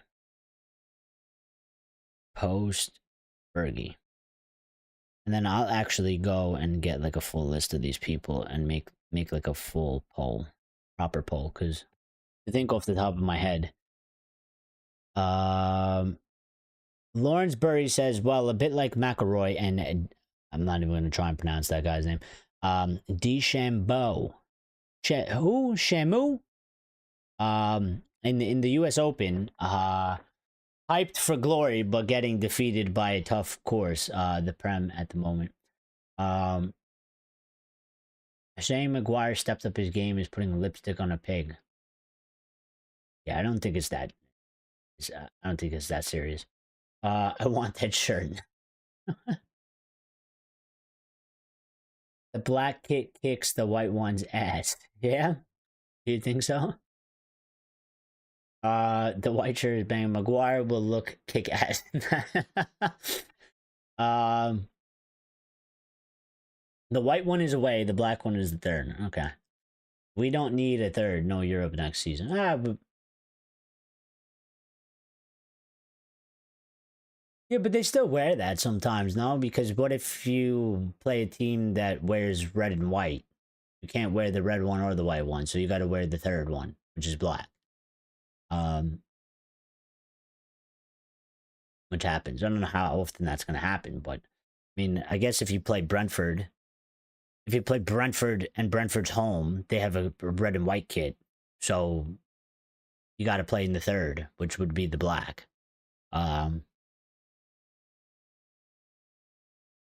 Yes, also Arsenal, fair point as well. So you kind of need that. You do, like Lyle said. Maguire can't get back into position fast enough. Well, he can't. That's one of his faults. He definitely can't. But I mean, there's games where he's played good and he's performed well. Doesn't mean that he's like. I don't think anybody's like arguing that like Maguire is like a goat or something like that. You know, he's slow. He could definitely be exposed. There's been times where even when he's played well, he's gotten exposed. He gets exposed doesn't mean he's played bad though.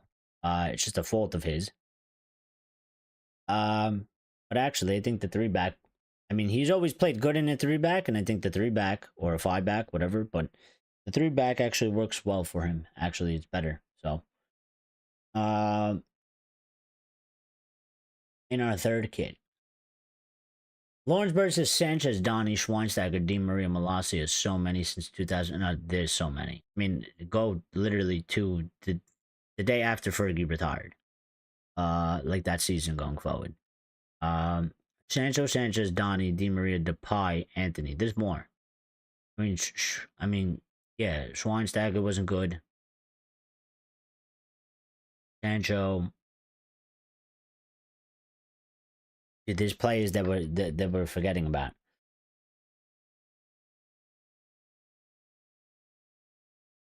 I tell you what. Even the Pogba one wasn't good. The Pogba one wasn't good. Like, he left our club for free. We signed him back for 80 million. We didn't really achieve much with that, and then also we let him go for free again. So I mean, it's just bad business. It's just bad business. That's not great business. You had the player. He left the football club, went to another football club, started getting very good, and then a lot of hype, and then you ended up paying 80 million for the player that you literally had, that you didn't need to spend any money. And then his time here was good and bad. It was mixed.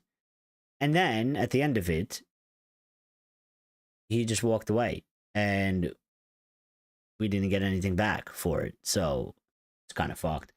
Yeah, Rasmus is another one that is a bad deal because, again, I don't have anything personally against the kid, but why we decided to ever pay fucking 70... What did we pay? 72 million for Rasmus? I mean, I don't know who the fuck... I'm sorry, but whoever signed off on that one was smoking crack that day for sure, because they had to be like twitchy fingers or tweaking or something to be like, to look at Rasmus and his stats and his sort of career at that time and be like, pay 72 million for him. He's gonna be fucking R9 reincarnated or some shit. I don't, I don't know what they were. I don't know what they were looking for. He's bad for a United level center back. Silvestre looks like Vidic next to Maggie. I mean, Chad, I get that. I do. I do. Like, I understand that. But also, Chad, like, our whole team at the current moment, like, almost the entire team, like, basically 90% of the team is bad for a United level, whatever position you want to say. So, like, I get that. But just, like, also, like, for what we have right now, he's playing better than he was 3 years ago, for sure, 100%. Doesn't mean that he's the greatest. We need better, and he'll go soon anyway. But also, I mean, our level is much lower, right? I would obviously like way better. I mean, I didn't even want the guy. I didn't want him. I never wanted him, and I wanted him to go. But I gotta give him some type of credit where I feel like it's due. It's just a thing that I do. It's respect. I don't, even Fellaini. I hated the signing of Fellaini. I hated Fellaini. Not because anything against Marwan Fellaini, but because the type of footballer Fellaini is.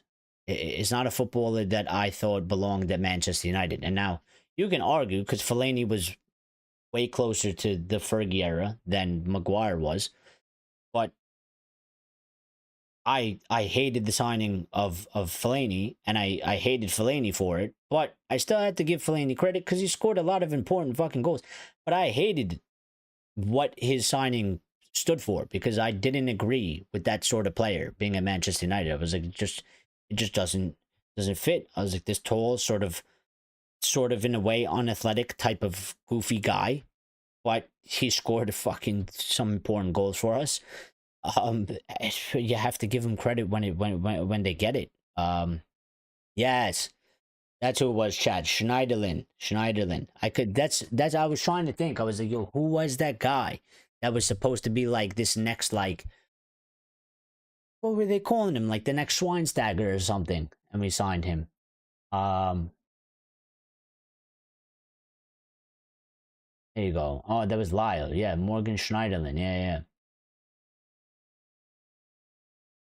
Kind of skipped ahead. Pogba cared more about French team than winning big for United in Europe, but Martial didn't care about either.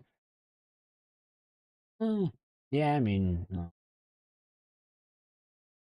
Only because he left for free. He got his cups though, and respect from opponents when he played centre mid. Yeah, well, I said, like, it's just bad business for the club. It's bad business. But also, like, he was still he was hot and cold. Sometimes he'd be really, really good, and then other times he wasn't so great. He was too slow. He'd get dispossessed a lot. He'd lose the ball in some bad areas. But then sometimes he was fucking, rolling through like 4 or 5 players. So, I backed him for quite a long time, but I had enough of him when Riola started doing dumb shit. Him and Riola started doing dumb shit that I was like, we don't need this. We don't, we're going to play a fucking Champions League game, and his agent's coming out making, this big story and big news. And I'm like, if I was Pogba, I'd tell my agent to shut the fuck up, which he clearly didn't. But yeah, I was like, that's the part where I started. I was just like, it's like we need to move on at this point. Again, I don't like that sort of stuff from any player. I don't care who it is. We don't need like distractions and shit like that. And once it starts becoming too much of a problem or something like that, I just like you've lost me. You've lost me.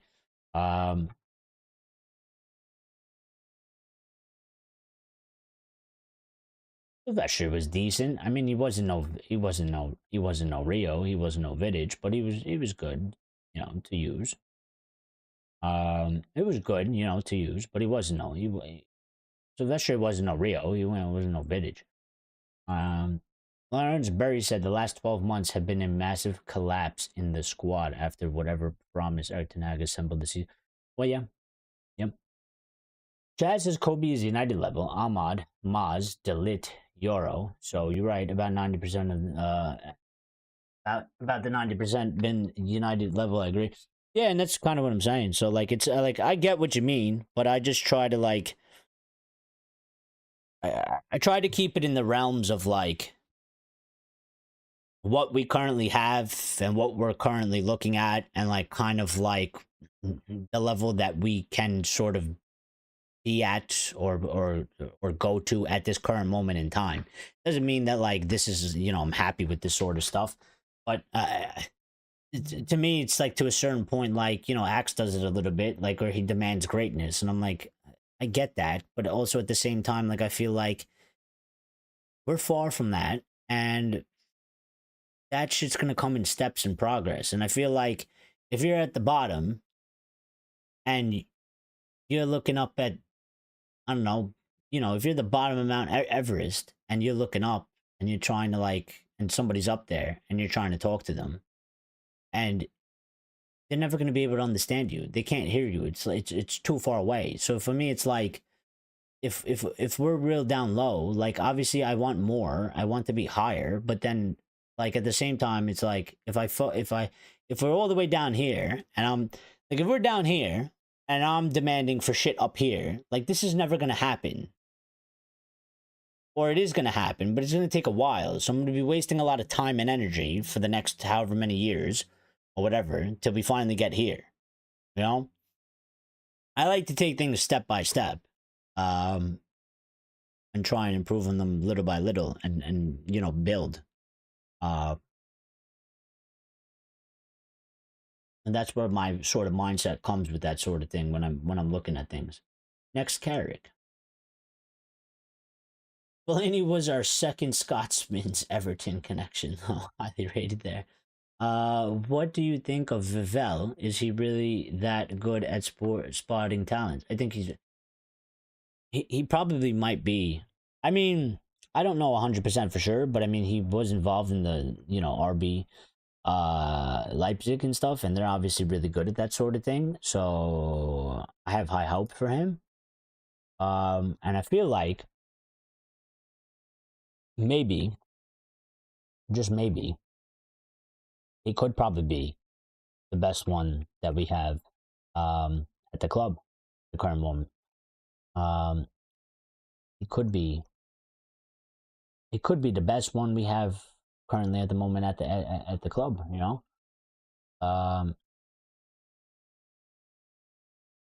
He lost the ball because the Cams, Lingard, and Bruno thought the strikers, or then Bruno thought the strikers and didn't support the mid. Read Ferguson's book again. I understand that distraction in the dressing room problem. Read Ferguson's book again. I understand that distraction in the dressing room is the problem. Yeah, I mean, you know, whatever he left for the first time, it is what it is. But yeah, for me, it was really just his agent. I mean, his agent is fucking, I mean, not alive anymore. But he was a real piece of shit. It was a real piece of shit. Vivel wearing Saku Kone, enough said. Well, yeah, but Christopher.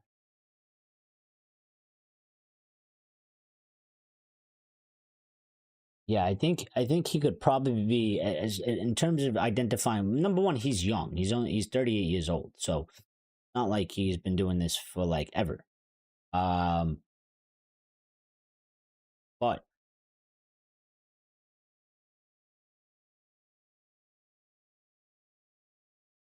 so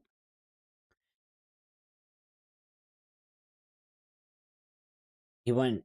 He was at Salzburg. He was head of scouting. Then he was sports coordinator. He was technical director at RB Leipzig. And then became squad planner at Leipzig, and then went to Chelsea and was technical director for about a year. And now, apparently, at Manchester United, he's director of professional football and scout, which I don't know what the fuck that means. Why can't we just? Why can't our football club just be normal? Why can't we just give them like a regular name, like a regular role? Why do we have to like? Why do we have to like make up a name for these guys' roles? Like, like I don't understand. Like, what? Why do we have to make shit up? Be like, oh look, we have a we have a director of professional football and scout. Like, what does that even mean? Like, is he director of football? Is he a fucking director of scouts? Like, why do we have to just make up weird names for shit?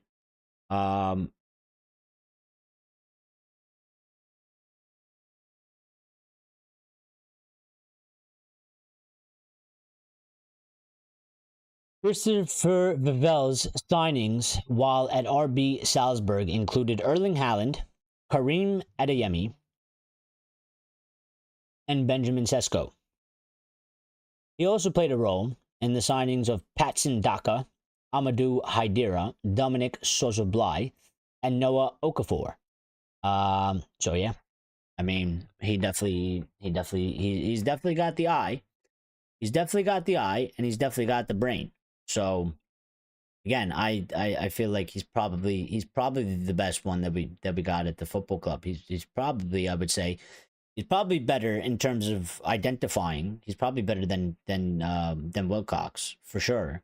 The only thing is that Wilcox just has more years in the game, so he's got more experience. But you know, even Guardiola, he was involved with Guardiola, Soboslai, Adeyemi, Daka, David Raum, Simakin, Mohamed Simakin, Okafor Haidara. Those are like his top 10. But actually, decently good list. My new favorite part of the book is the very last 3 lines. Makes me feel happy to be a part of the Red Devil Army. What does it say? What does it say? I don't remember. I don't remember. What does it say? We do have to do this Gyokeres update, by the way, because we didn't do it. I'm about to get into it, but tell us what it says, Chad, because I want to know.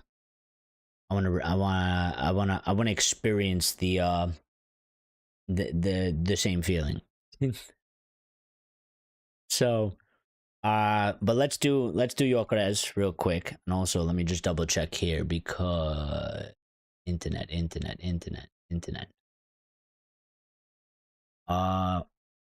Messed up. The last update was, what was this? This was the last update. You're playing with me.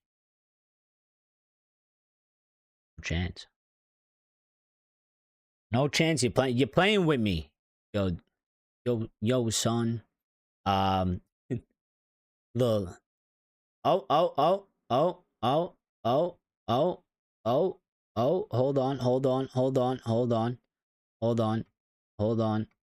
on.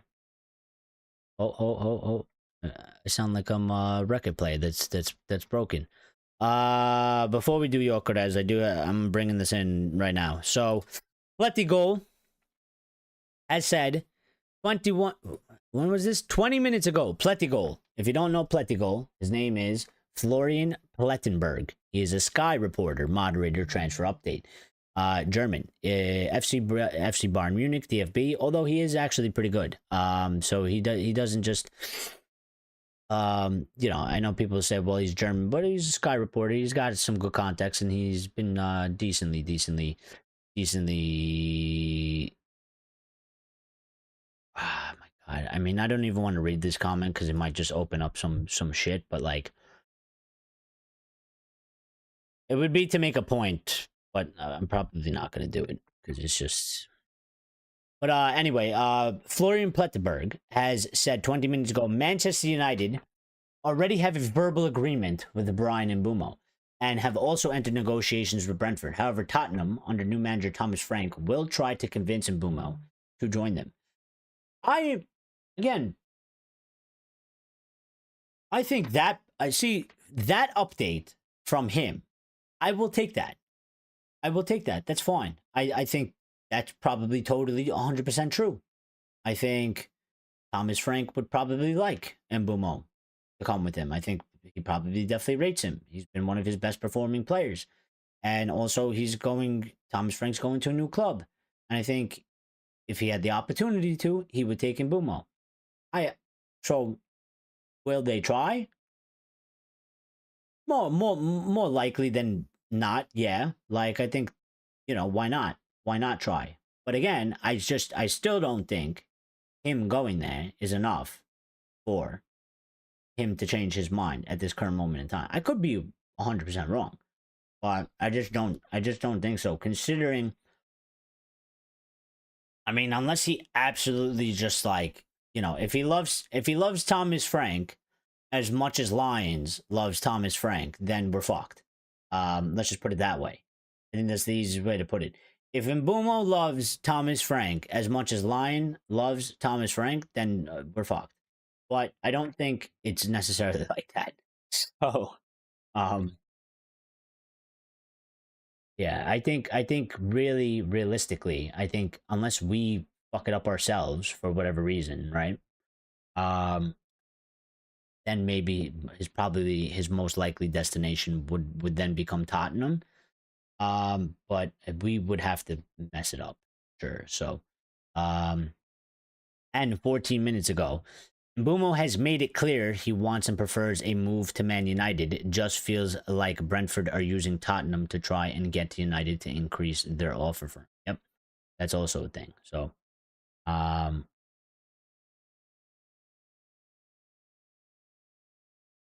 this is probably why we had idiots in charge of a football club before, because I could guarantee you Richard Arnold probably was like, on his phone, and somebody that he knows, maybe like one of his friends, like would send him like this fucking, this article, this update saying that Tottenham are getting ready to hijack the deal for Mbeumo, and Richard Arnold's shitting himself, and he gets on the phone and he calls the head of Brentford immediately, and he goes, 80 million. I just smacked the table, so sorry for the shake. But, like, Brentford just wants 60 million. Richard Arnold's shitting himself. Oh, we're gonna lose the deal. I'm gonna lose my job. The fans are gonna be pissed. They're gonna come to my house. We gotta get it done. Just fucking dial up Brentford.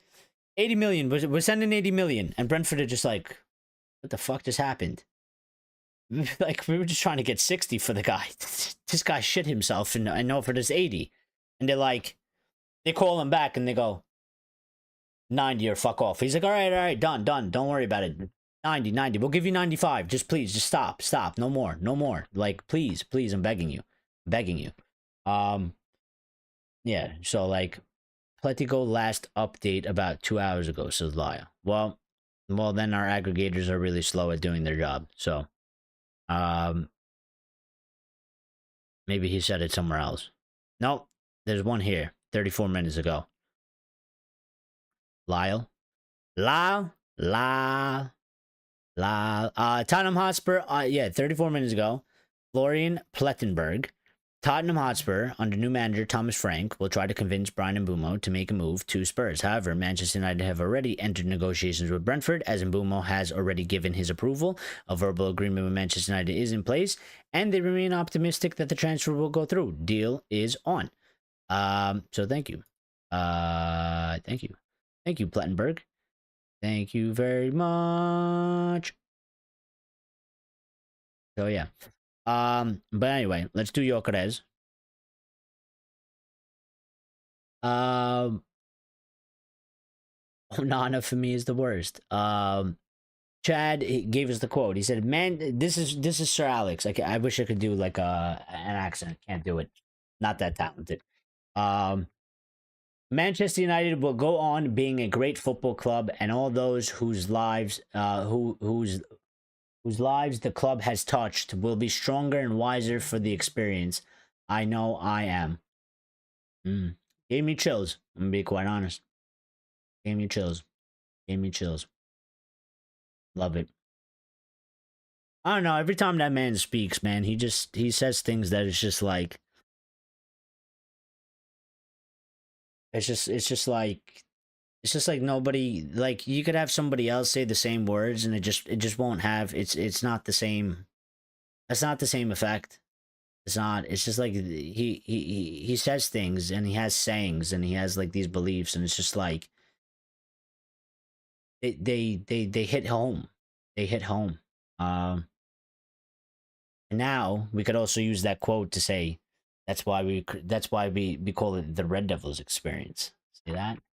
Marketing 101.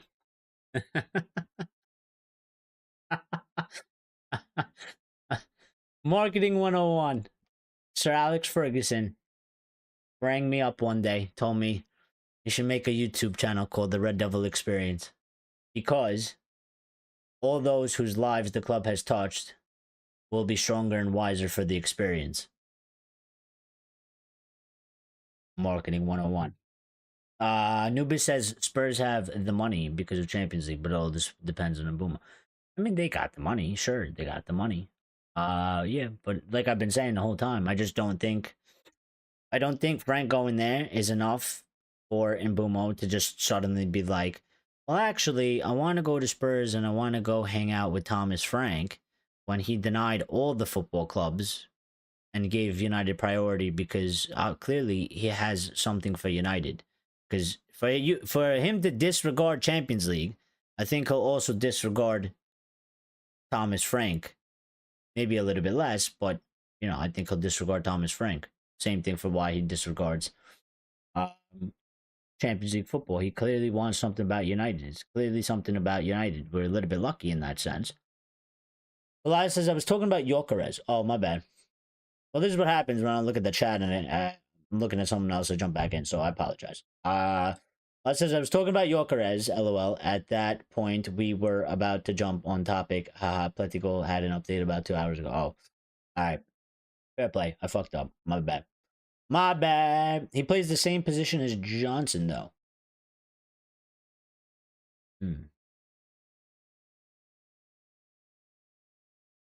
He does. You know, I don't like that fuck. Twice he scored against us, and that goal was shit, too. I'm so mad he scored it. It was a shit goal, and then that guy scored it as well, and I'm like, I don't rate him either. He's shit as well. And I was like, the shit player scored a shit goal. I think he's overhyped, to be quite honest. But let's do Gyokeres. I thought the Cunha interview was supposed to drop this afternoon. No, it's out. Oh, on the United channel. I don't know about that. I know that it's out somewhere because I seen the full quotes of it. So for sure, they got it from somewhere. I just don't know. I just don't know about anything about the United channel. And Mbeumo read the book and wanted to be stronger and wiser, says chat. You know, that's what we should do. Get all the negotiations and give them that just give them that page. Like, forget the book. Just take like that page and just take like those words, you know, in the middle of the page with nothing else on it, and just, you know, we get to the negotiations table, right? We sit down, we look them in the eyes, and we say nothing. We say nothing at all. Don't say a word. Don't open your mouth.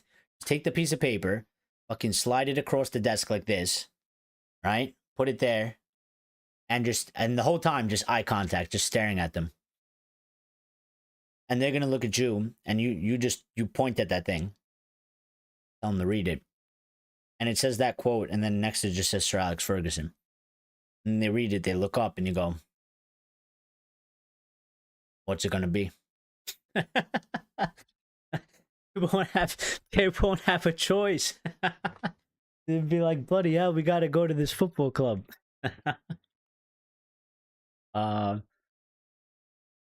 Nubis says, what's the minimum number of signings to make United a top 6 club next season? Probably 5. We might need more, but probably 5. Well, I'll put it this way. We're not in Europe, so we should have more time to train. We should also probably be able to be a lot fitter and fresher because we're not overplaying. So we shouldn't necessarily have a problem with injuries as well. So I think 5. I think if we were playing more games, we would probably probably, I would say 7. But if we're playing less matches and we'll have more time to train, and we should be fresher and fitter, and we're playing basically about once to twice a week instead of 2 to 3 times a week. And if we're doing the things that we're supposed to be doing on the pitch, I think if we get 5 signings, we can get cracked. Not we can get cracked. We can crack back in. we could probably get cracked too, but I don't know if that's I don't know if the players are allowed to have any of that. But although you might say maybe some of them need it, or maybe some of them aren't. It explains some of the performances. But no, we get cracked back into the top 6.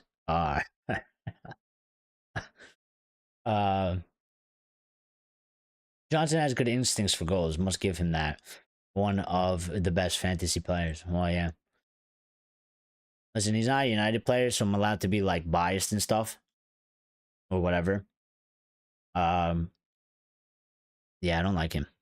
It's not like I don't like him. I don't like the way he looks. I don't like the way people like talk about him. I don't like that guy. I don't like that guy. I want him to fail. He doesn't give me the aura. He doesn't give me the aura. Fuck that guy. I hope I never see him play again. I was so mad that he scored the goal. I was like, it's such a shit goal to score. And I was like, of course, it's this fucking guy. And I was like, now they're going to make a big deal because they're going to be like, you scored the goal. And then it happened to be the game winner as well. And they'd be like, he won the match. Like, dude, shut up. Who's your crack supplier? Axe Lord.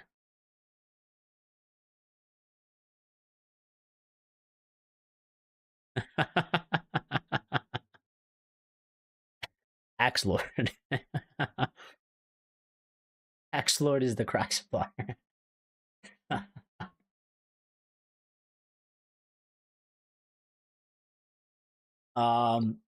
Didn't they have a translator for him on? I don't know, was busy taking pictures with the new cap.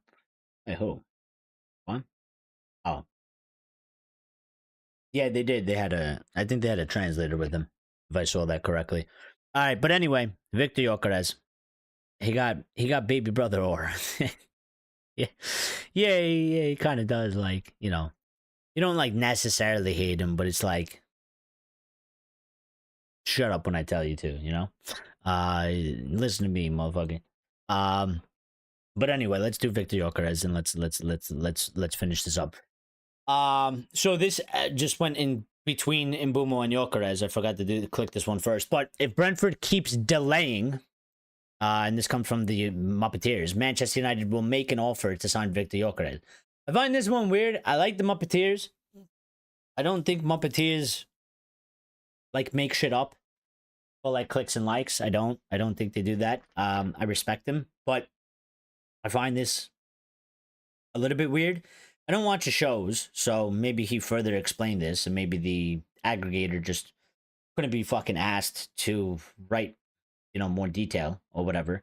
But, well, you know what? To be fair, now it's got me thinking. It goes back to the point where when Grace asked me, why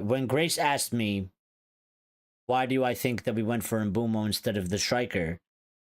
Well, I told her that probably because maybe the striker thing seems like it's going to be dragged out more, and maybe Mbeumo gave us sort of a green light while we were like kind of bouncing around, and he kind of gave us the green light. So we're like, all right, let's just do this one because this one we could probably do it faster, and maybe that sort of makes sense because maybe I'm right about that. Maybe that's actually why that's happened that way. And if that is the case, then this would tend to make sense, because if Brentford keep fucking around and wasting our time,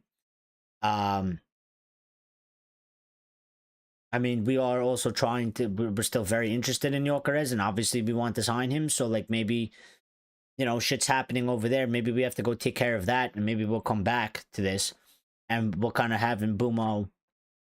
We'll tell Mbeumo like, listen, like, we're trying to do everything we can, but like your club are being dickheads. Like maybe you can like, sort them out a little bit, and we'll get it done. So Excuse me, Lions. Did you say Cleverly has been appointed as Plymouth manager? Plymouth. Plymouth. Plymouth manager. Thomas Cleverly has been appointed as Plymouth manager. I didn't even know. What the hell? I didn't even know. You know what's fucked up? I thought he was. I mean, how old is he?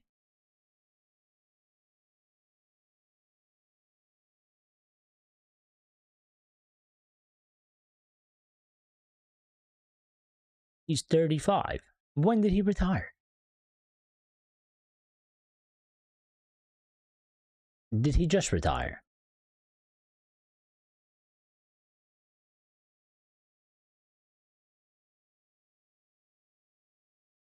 Was he player manager at Watford?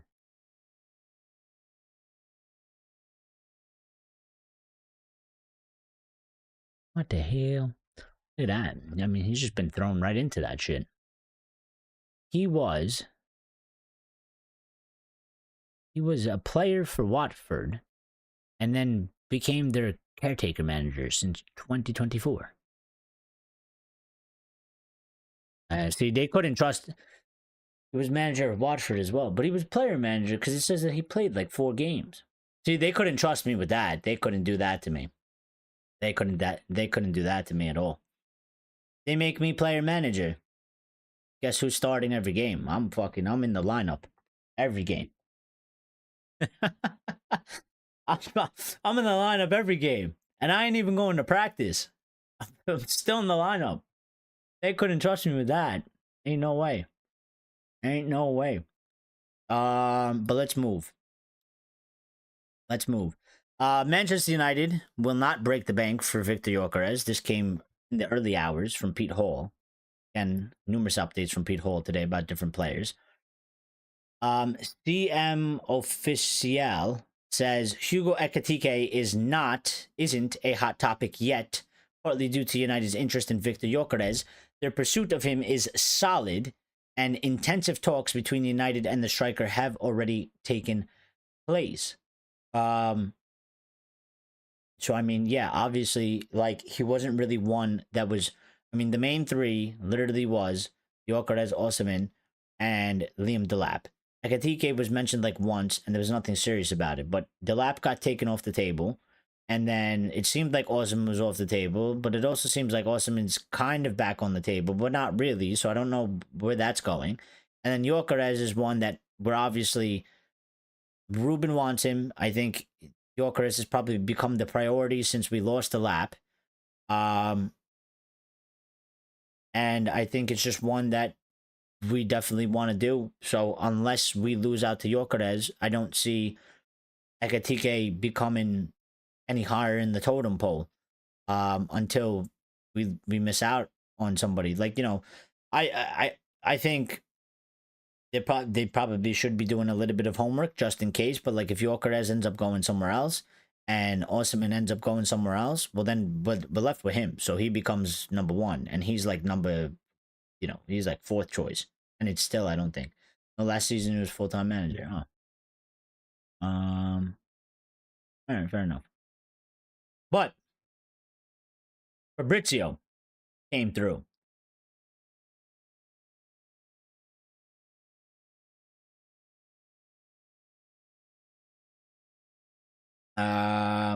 Wait, do I have the follow-up to this? I better have this. The first thing to do is clarify Viktor Gyokeres' exit price from Sporting after trouble with the president. I think that was... No. I think that was... he was asked about the interest. Fabrizio was asked about the interest in Gyokeres from United and Arsenal. And I guess Fabrizio, that's what he said. I thought there was a second part to that, but there wasn't. So... he just said the first thing to do is clarify Viktor Gyokeres' exit price from Sporting after trouble with the president. I mean, it's fair enough, fair play. I mean, we do need to know what the fuck, we need to know what exactly is going on. Is he available for 60 plus 10, or are you selling him for fucking 80 plus 10? Like, somebody like sort this shit out. Somebody sort it out. Somebody figure it out so everybody knows where we stand and everybody can move accordingly. So yeah, figure that shit out. But this came from Sean Connolly, 85. Take it with a grain of salt. But apparently they said Manchester United will make an official approach for Viktor Gyokeres soon. Manchester United will offer a package deal, which will be £60 million plus add-ons, similar to the Bruno Fernandes deal. I mean, you could try. Might as well try. Why not? If he was supposed to be let go for 60 million plus add-ons, which would be 10 million, it'd be 60 million plus 10. I mean, why not? Why not try? Why not try? And see what they do. I mean, if they fucking reject it, they reject it. You know, I don't really understand like why. I don't really understand why clubs are like afraid to get rejected. Or whatever. Like I don't understand like why, if we're just unsure, like, or whatever, just put the bid in and maybe they accept it. Maybe they fucking accept it. I don't know. All these guys are all saying soon. Yeah, I mean, because they don't know when it's gonna happen. What else are they gonna say? You know, it also kind of saves their ass because I mean, if you say soon, what's soon? Tomorrow? Next week? 2 weeks? Still kind of sort of soon.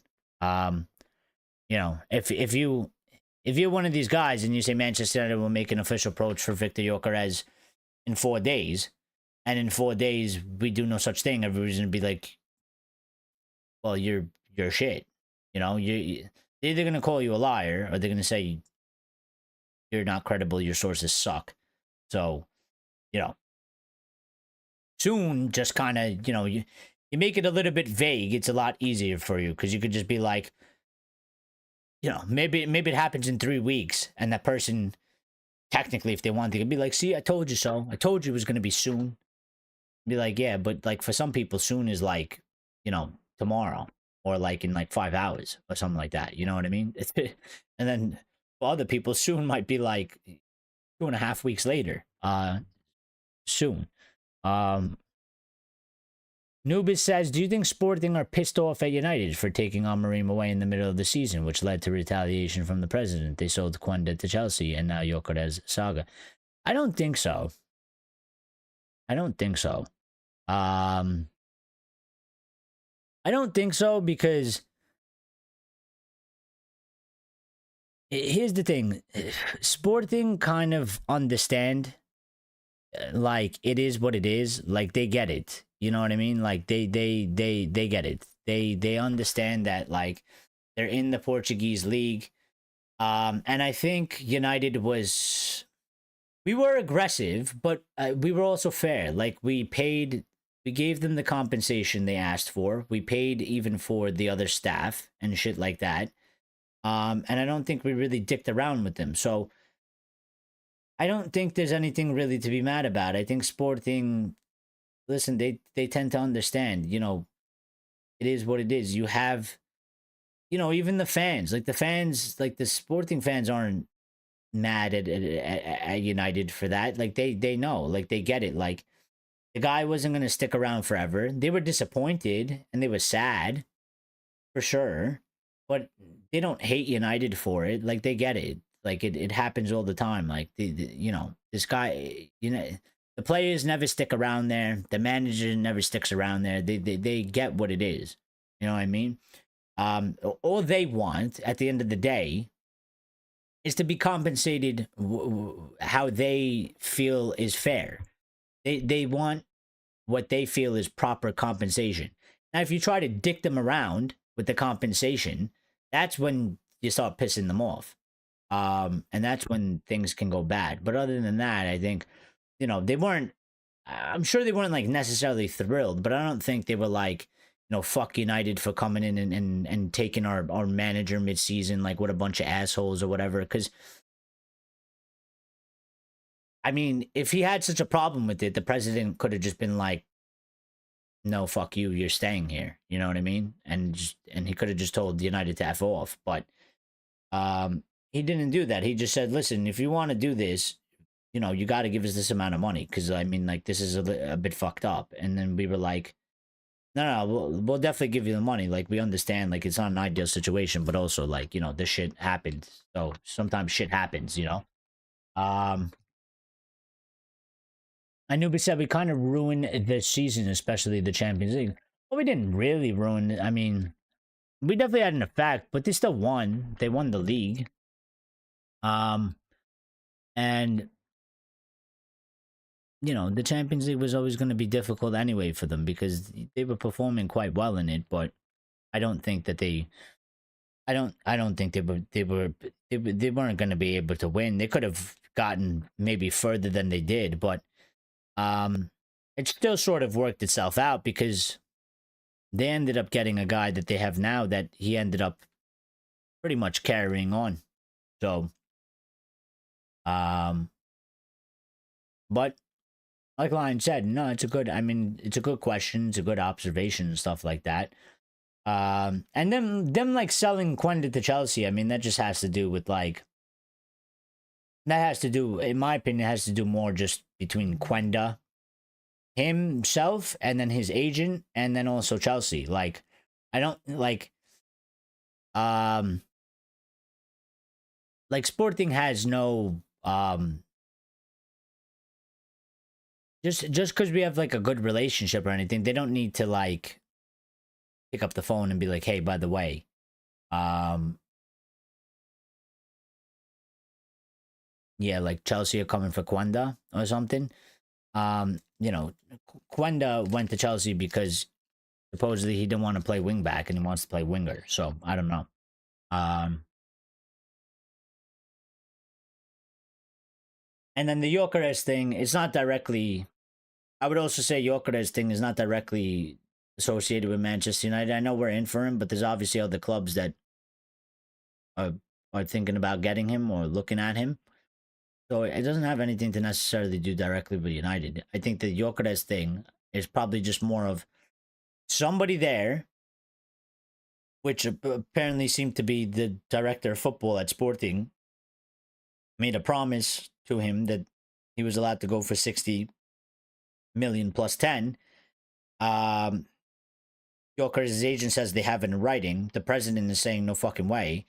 And that's probably because the president is looking at the current market and he's like, well, these guys are trying to sell Sesko for 80 million and Osimhen's going to cost you this much. And these people are asking for fucking 80 to 100 million for Akatike. And they're like, we're about to let a guy that has scored 54 goals in like 52 games in the whole season. And we're going to let him go for 60 million, plus 10 million in add-ons. And he's like, he's probably like, fuck that. He was like, we should probably get 80. I mean, the guy has a 100 million buyout clause. Why are we fucking letting him go for 60? And that's probably happened because of the two different thinkings between two different people. Viana had one way of looking at it. The president's probably like, I never made that agreement, and I don't know where the fuck he got this from. But maybe that's because Viana did it, and Hugo Viana maybe had the power to do it. But once he's left, now I don't know who's replaced him, but the president could just kind of take that over. Um,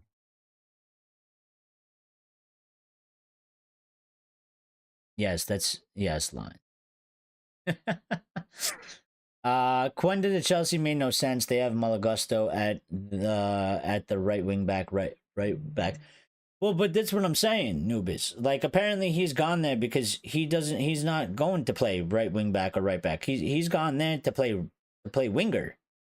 One of the things that was reported was the reason why he didn't really want to go to United and Almarim is because Almarim wanted to use him as right wing back, and he doesn't want to play right wing back or right back. He wants to play winger.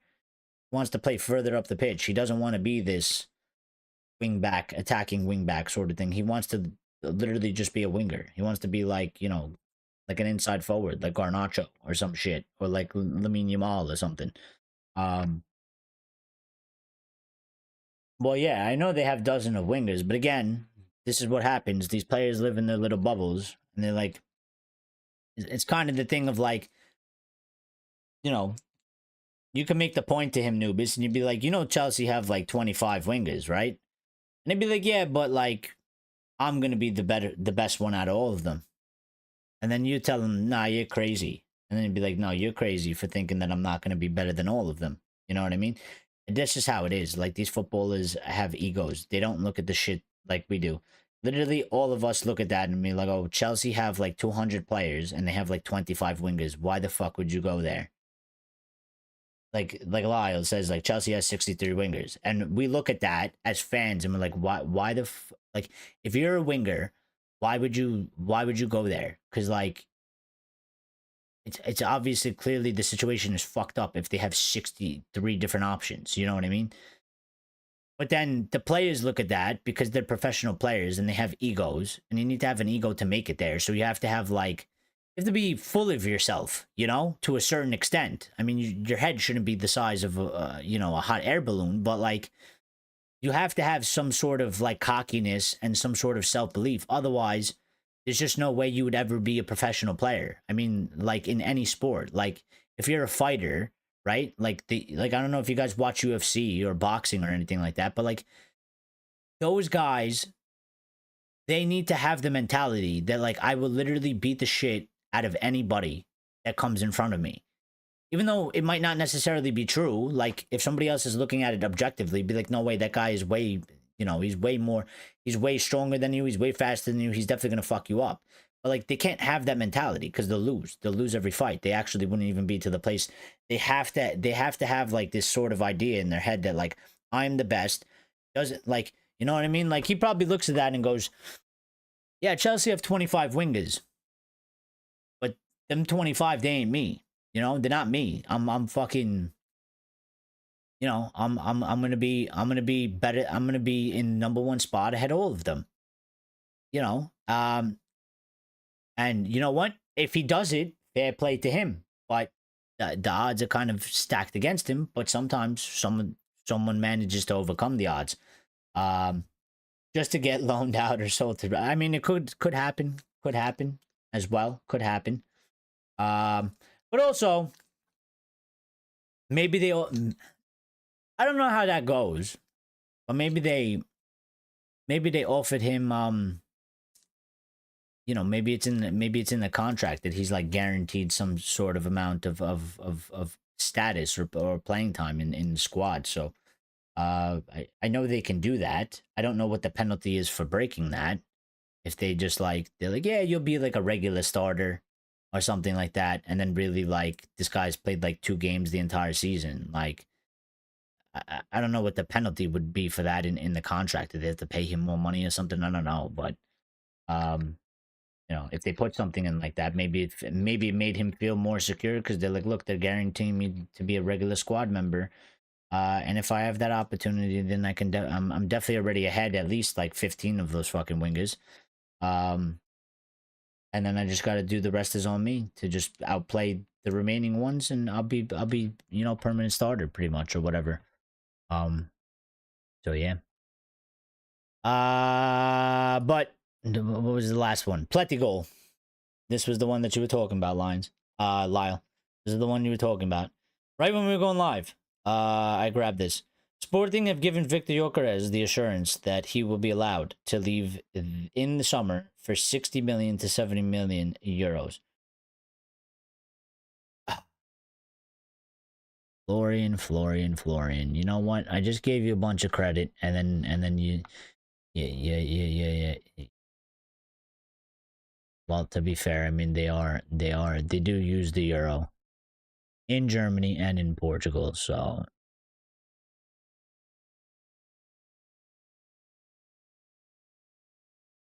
And he did not mention Manchester United, so he doesn't have to use pounds. So, according to Florian, if this is accurate, Sporting have apparently assured Viktor Gyokeres that Gyokeres is allowed to leave Sporting for 51 million pounds to, I would assume, 60 million pounds. So if Florian is correct, at the current rate of euro to pound sterling, 70 million euros is 59 million pounds. 59.6 million pounds right now, live. So if this is real, that means that we can potentially sign for an upfront fee. Forget the add-ons, because that comes in only if, you know, he does things in the United shirt, which means that it pretty much evens itself out. But for a straight up fee, United can supposedly end up signing Gyokeres from anywhere from 50 to 59 million pounds. I think that's a fucking absolute steal. I think it's an absolute bargain. Absolute bargain. I think that's crazy. Nubis says, luckily, we signed smarter players like Cheeto and Heaven. Yeah, I mean, it's a good start, Nubis. We need to do more. I would like to see more, but at least we did something like that. I'm a bit encouraged by it. I would like to see more of that. I think I've always wanted more of that, but I think we definitely need to do more of that now as well. That they think F that. I'm not waiting for my opportunity at Arsenal. Well, listen, I mean, apparently they sold them. They sold them on the project, and they sold them, and they guaranteed them a certain amount of, I guess, you know, a certain pathway that sounds very enticing. And to be fair to them, they also kind of have followed through with it to a certain extent.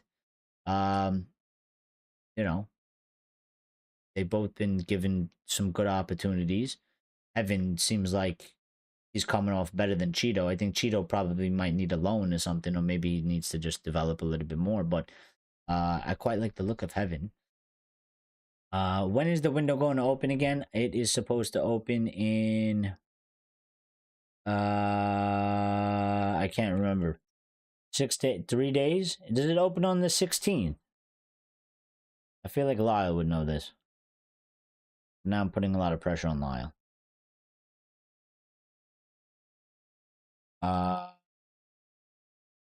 Transfer window. Monday.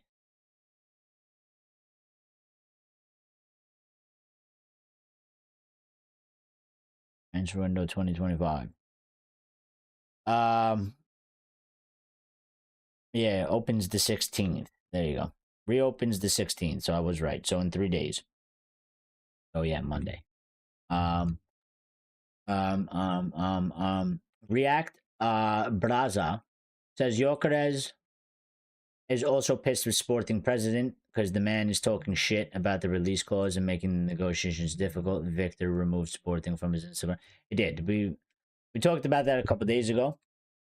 He did, but apparently, maybe this has been sorted according to Florian Plettenberg here. I mean, nobody else has kind of reported this other than him. This was about 2 hours ago, and it's been pretty quiet ever since then. So hopefully, it does get sorted, because I mean, the president is saying shit, and his agent is saying another thing, and it's kind of turned into something that's kind of unnecessary for everybody that's trying to be involved in this. So Elias's bargain of the window, that would be absolutely, I think. Literally, I don't think you can complain. If United can sign, if this number is accurate here, and he's allowed to go for 60 to 70 million euros, and United can sign him for 50 to 59, let's just say 50 to 60 million pounds, as a direct fee. Forget the add-ons, because the add-ons, they get paid if he performs well. And if he performs well, that means that we're doing good. So it's justified. But as a straight up fee, if United are signing this guy here for 50 to 60 million pounds at 27 years of age on a 5-year, probably +1 contract, I think absolute steal. Absolute steal. I think it's there's risk in it, but I think the risk in it is minimized. I think when you look at that sort of deal for that price with this guy at his age and this experience, and then you look at the complete opposite, which is Ekatike, who's a young guy, supposedly with a high ceiling, but nobody knows how the career is going to go. Could be one of the greatest, could be decent, could be shite, you know? And they're talking about 80 to 100 million for Ekatike. And then you're looking at this and they're talking about 50 million. And some people might be unsure about Gyokeres. They don't rate him or they don't think that he's going to be good for the Prem. I would, even if I felt that way, I would still go with this because it's the smarter deal to do. It costs less. He's still more experienced. If it doesn't work, it doesn't work. You can still recoup probably some of the money, you know, in, let's say, 2 years' time. He'll be 29. You can still recoup something out of that. And yeah. Alkan Mahmoud says, hello, are you Turkish? No, I'm Maltese and American. Are you Turkish? I assume you are. React Braza says the value is quite close for what Arsenal are paying for Sesko. What is Arsenal paying for Sesko? Because I don't keep up with the Arsenal news, but the one story that I heard, which was like weeks ago, I don't know what point the Sesko thing is at right now. But the one thing that I did hear was that in the very beginning that they wanted 80 million for Sesko, and I laughed because I was like, but then to be fair, I also did say I don't think there's any chance that Arsenal end up paying 80 million, and I'm sure they'll negotiate it down. They'll probably get it, you know, they'll probably get a decently good price for it. But I'm like, there's just no way. There's no way that he is valued at 80 million. You know, the smoking crack. Smoking crack. Axis here says, what's up? What's up? Manager versus club owner. He is leaving for sure. We don't know if he's coming though. Well, no, I mean he was always going, right? He was always definitely leaving. He was definitely always not staying. Our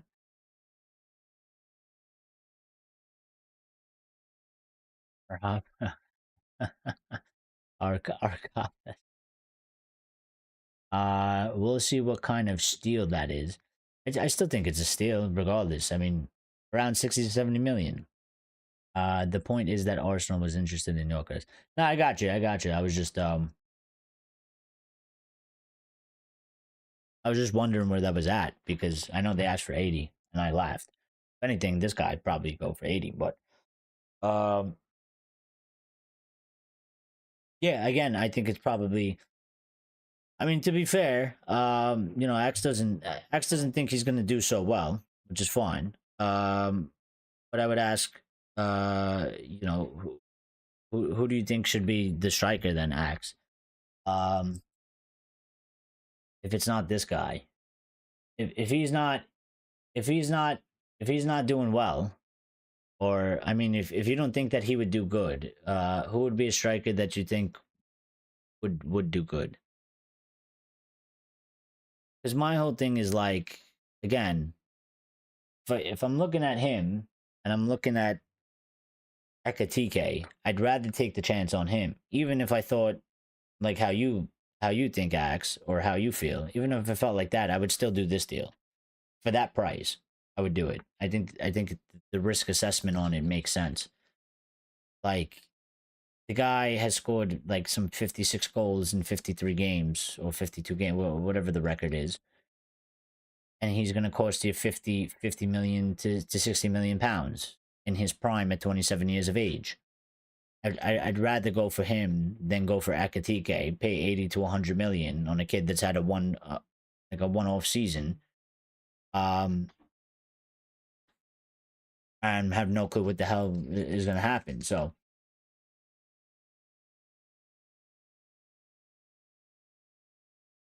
keep the stream going. I'll just calm. Well, I don't know how long we're going to go, but I'll keep it a decent amount of time. Line says 60 to 70 million. Does that come with a free thong? Thong. Hey, listen. 50 to 60 million pounds. If you get on the lower side, obviously there's going to be the add-ons, but the add-ons is fine because I mean, if you have an add-on where you got to give him an extra 5 million if he scores, you know, 30 goals or something, well, I mean, he scored 30 goals. I'll give him an extra 5 million for that. My striker's scoring fucking 30 goals in one season. I'll give you an extra 5 million. Sure, why not?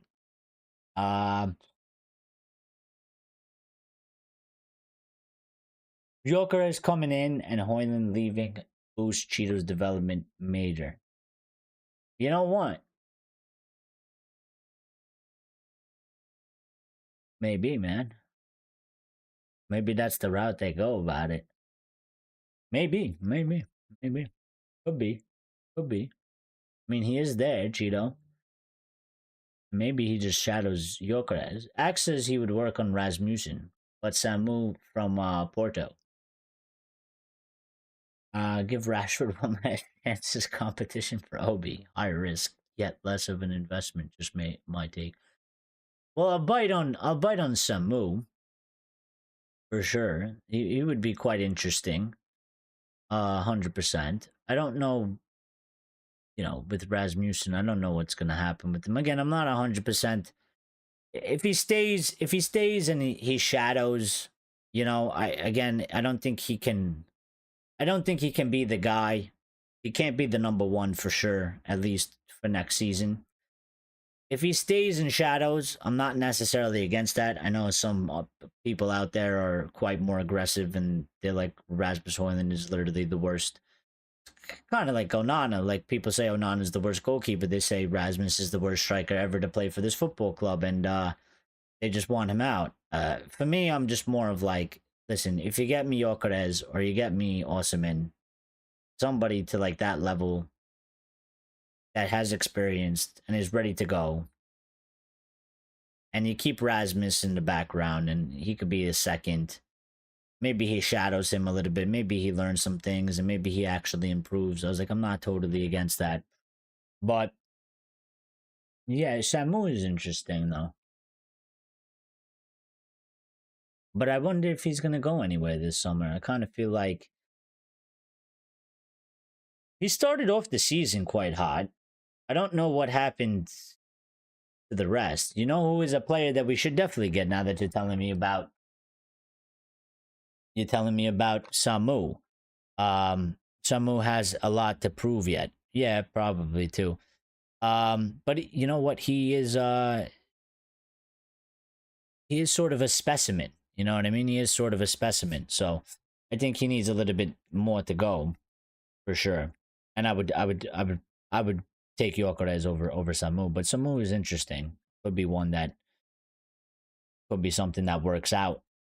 But you know, now that you're talking about Samu, you know who we should absolutely be trying to get.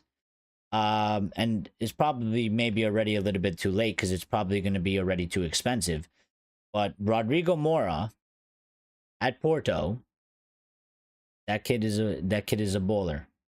That kid is a baller. And I don't know what they've raised his release clause to. But by the time our football club probably catches on, her release clause will be fucking 80 million, and he's gonna end up going to like Madrid or some shit, and he ain't coming to us. But yeah.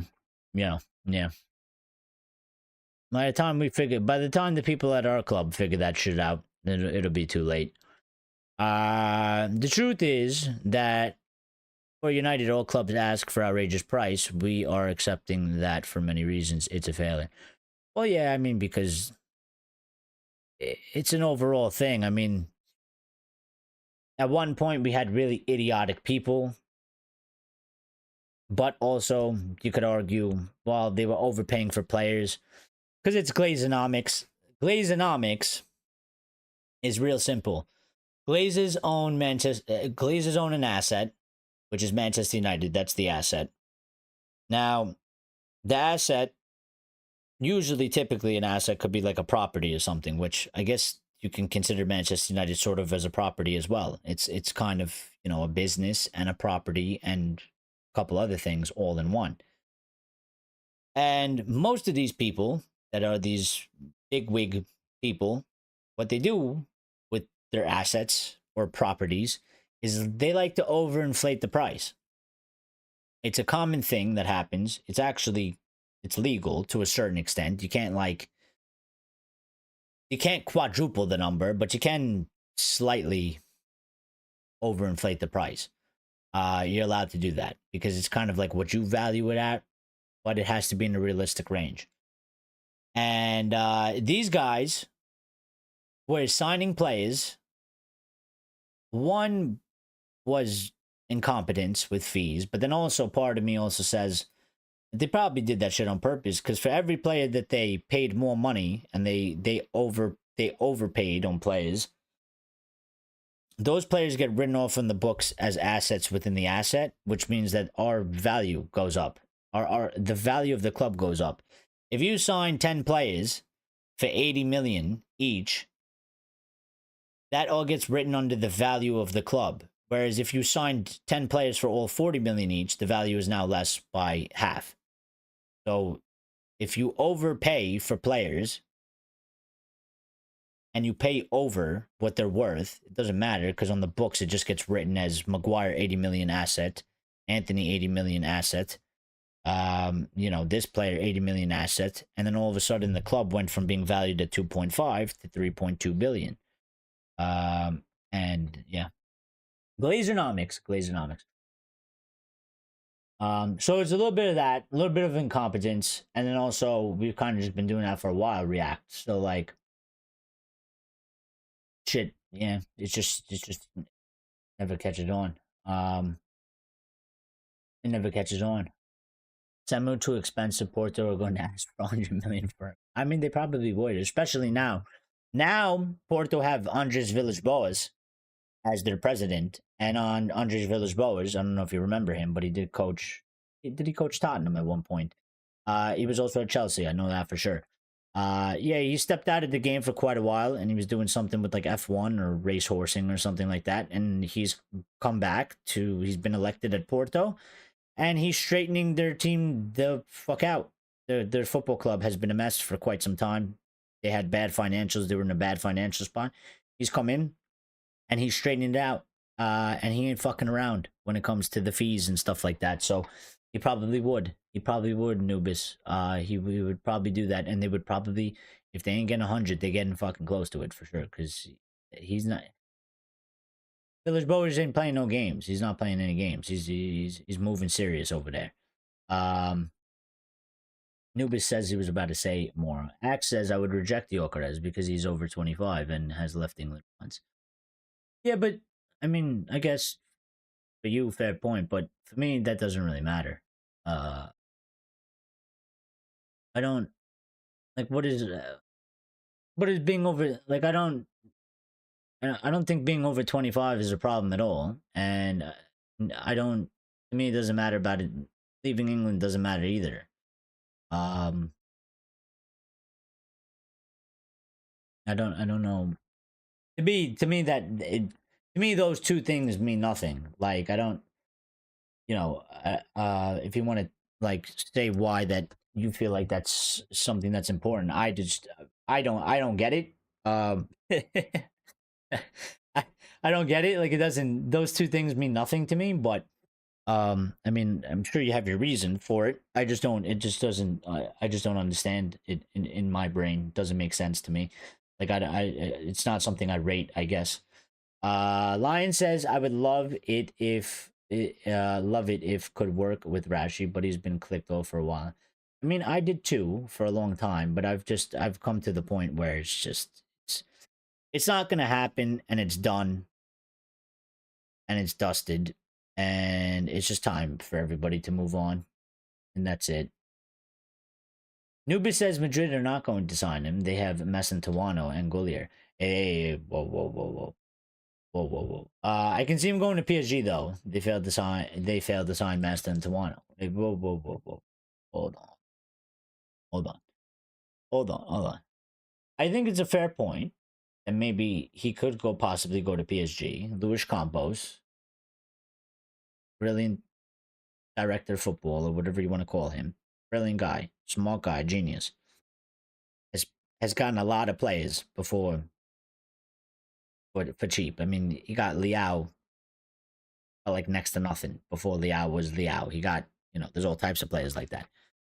But what I think you can't say is Madrid are not going to sign him.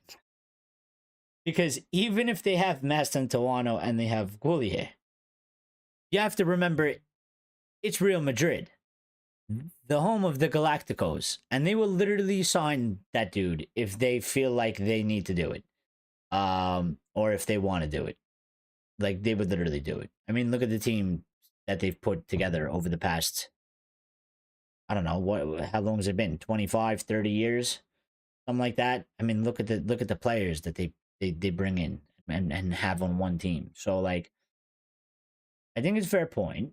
Maybe he could end up at PSG, but I wouldn't say never for Madrid, because I think when Madrid decide, if they do decide, then it's the whole thing. Gyokeres scored 39 goals this season. Samu just 19 at Liga Portugal, and Gyokeres misses a couple games after injury. I can't compare. Oh, fair enough. Fair play. Fair play. I think Samu has. He probably needs a little bit more. Like you say, react. He probably needs a little bit more to.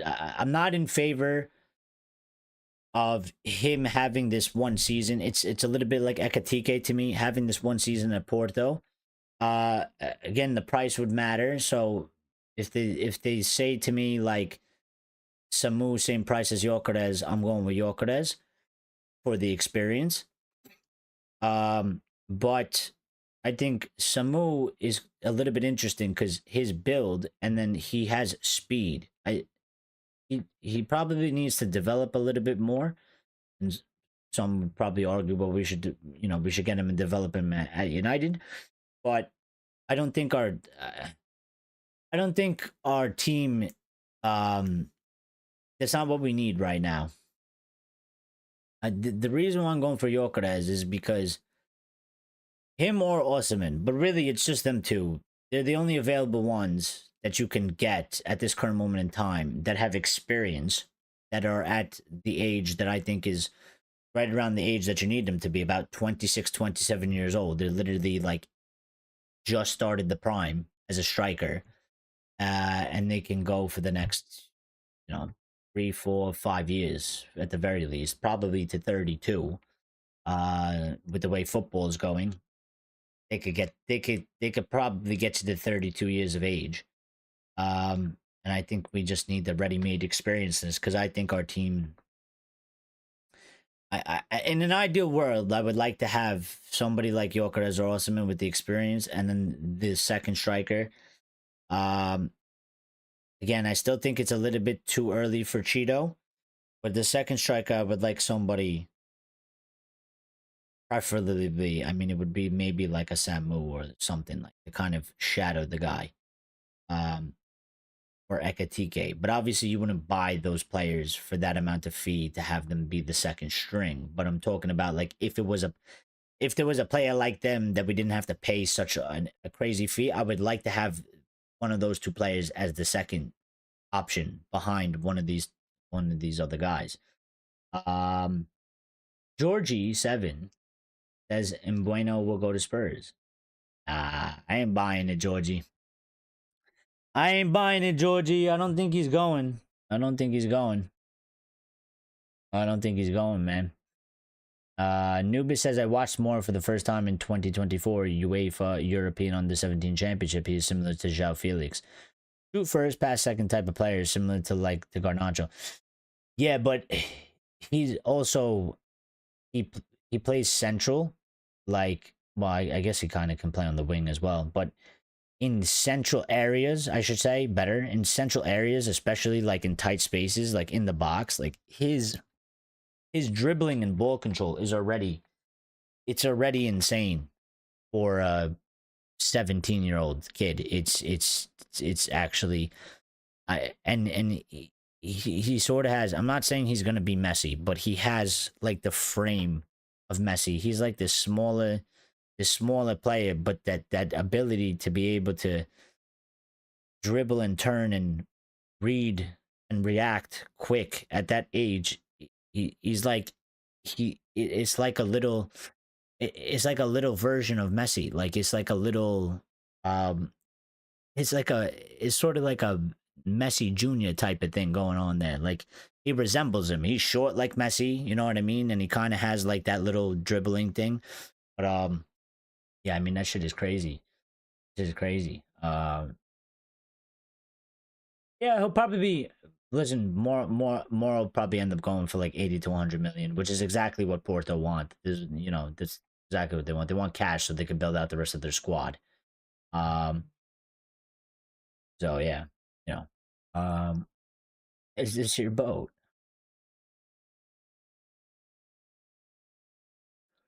Signed him at the age of 25. Hey, good point, newbies. So with that sentiment, Dax, do you believe we never should have signed RVO then? And Gyokeres left Coventry because he was a success and RVP. Sorry, I knew you. React says agreed. Thinks Samu is not technique enough. He's a tank, strong. Remember me with few proportions of Damacheore, a lot to develop. Gyokeres is complete. X is yes at 25. Do you think the value for Gyokeres is overrated? No. No. I think it's I look at the situation and I say he scored this amount of goals in this season, and if you take that across all the leagues in Europe, he has the most goals more than anybody. You could try and make the argument about Europe, but he was doing it I mean, you can make the argument about the Portuguese league, but he was doing it in the Champions League. And the only reason why it stopped was because his team could only go so far. But I look at it as the guy has a 100 million buyout clause, and he's allowed to go for essentially a little bit at half or a little bit more than half. I think it's fair value. I think if you tell me that a striker is scoring some 50 something goals in 50 something games, and he has a 100 million buyout clause, even though he's 27, but it's still 27 is a prime age, but and you're saying you could get him for about 50, 60 million. Well, I think it's fair value. I think it's fair value. I don't. I've seen some people that they think that he's overrated or whatever.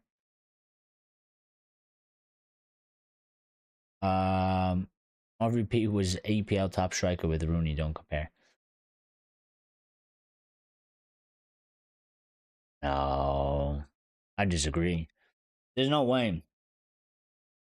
Accounting for the risk, they're all risks. I think they're all risks. What risk? They're all risks. I think Ekatike is a huge risk. I think Osimhen is a risk as well. Any striker I could probably think of is a risk. They're all risks, and they're all probably going to go for around the same price. I mean, the problem with the striker is that it's the striker. The market's kind of fixed. Yeah, considering add-ons, 70 million is top. I mean, yeah, like so, but so the way I view add-ons, I don't have a problem. It's because the money you pay up front is the money you pay up front. That's the fee, right? Um, I know you're not considering Ekatike and Osimhen, but like that's the options we have.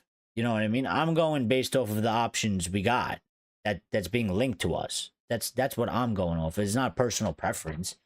It's just that he's linked to us, and Osimhen's linked to us, and Ekatike is linked to us. So I'm out of the options that's being given to us and to me, that's the judgment I'm making off of that. It's not like I'm not saying like I'm going like it's not like I've chosen Gyokeres, like kind of like how you preference Samu. Like if Samu was involved, that'd be great, but clearly it's not gonna happen. So like out of the options that we have been given as fans to discuss, I look at him and I think he's probably the best option out of the three.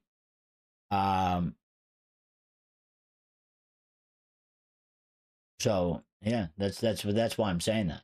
And then also for me personally, add-ons, I don't have a problem with add-ons because if we pay like 50, 60 million as the flat fee and then it's like 10 million in add-ons, well, I mean, if as long as the add-ons are like performance based and they're not like stupid add-ons, right? Like if we have to give them like I don't know 7 million after like I don't know 50 appearances or something, I mean that's kind of shit because that's just like guaranteed. and it doesn't really necessarily help us. But if it's like an add-on, kind of like, you know, what they did with Martial that one time, where it was like, he, you know, if he wins the Ballon d'Or, we got to give him an extra whatever it is. You know, if it's something related to performances, I have no problem with it, because if he hits it, that means that he's performing exceptionally well, which means that we should be, you know, we're good. We're good. The transfer has worked out. Like, you know, if we have to give him an extra 5 million, let's say it's 10 million in add-ons, and half of the 10 million, 5 million of it is if he scores, you know, 35 goals or 40 goals in a season, then you have to give us an extra 5 million. I'm like, I have absolutely take the 5 million. Go ahead. If you tell me that he comes and he scores 30, 35 goals, 40 goals in one season, I would be more than happy to give you that 5 million, because that means the transfer's worked out. We're scoring a shit ton of goals. We should be in a better position and we should be good. 5 million would be like nothing, you know? Line says, I do think 7 million euros is the max United should pay. No, I don't think they should go higher. Again, that's, you know, 50 to 60 million pounds right there. I think in today's market, you're not really going to get any less than that. You're not going to get anybody for any less than that. To me, 50, 60 million pounds is like, it's just the standard price nowadays. It's you know, it's like buying a water bottle for $1 or something. You know, it's really just like probably from 40 to 60 million is like the standard. You don't really get anybody for lower than that. You don't get anybody that's any kind of a somebody for less than that. I should say that. Then keep Xerxes, buy Kinder Buenos. Sell Rasmussen. You get the money. I reject that. TK no Oshima. Well, I have no problem with Xerxes either staying. I just don't think Xerxes. I just wouldn't play Xerxes as a 9. I think Xerxes. I like him as a 10. Well, I have no problem with Xerxes staying. I wouldn't even look to get rid of Xerxes right now at the current moment in time. So, Kinder Bueno. Line says, Axe, there's not a lot of ready-made strikers out there that are available and realistic. So who is your ready-made striker United should get realistically? I don't think he actually preferences sort of a ready-made striker though. I think Axe actually wants somebody that's a little bit more younger. That Axe likes to develop players, which I like too. But like, I think specifically solely for the striker position at the current moment in time, the way like what our team is looking at and what our team is facing, I think we could really, really use a guy that's just already ready-made, and then I would add the developmental guy as the second striker, as his understudy. That way, when Gyokeres gets to like 31 or something, maybe we just move him on, get a little bit of cash. Hopefully, it goes well if he, you know, stays that long, and then, you know, the guy that's number 2 just takes over, and they'll be here for the next like 10 years, and we'll keep the cycle going. You know what I mean? So, like, that's what I was trying to say before. Like, in an ideal world for me, I would get somebody like him, like somebody like Gyokeres or Osimhen, right? They're about the same age, 27, somewhere around there. They're ready, you know, whatever they are now, that's it. That's it. Like, they're not gonna like become something new. They're at the point where they're like basically, you know, going to the peak. They're gonna have like a couple years, and that's it.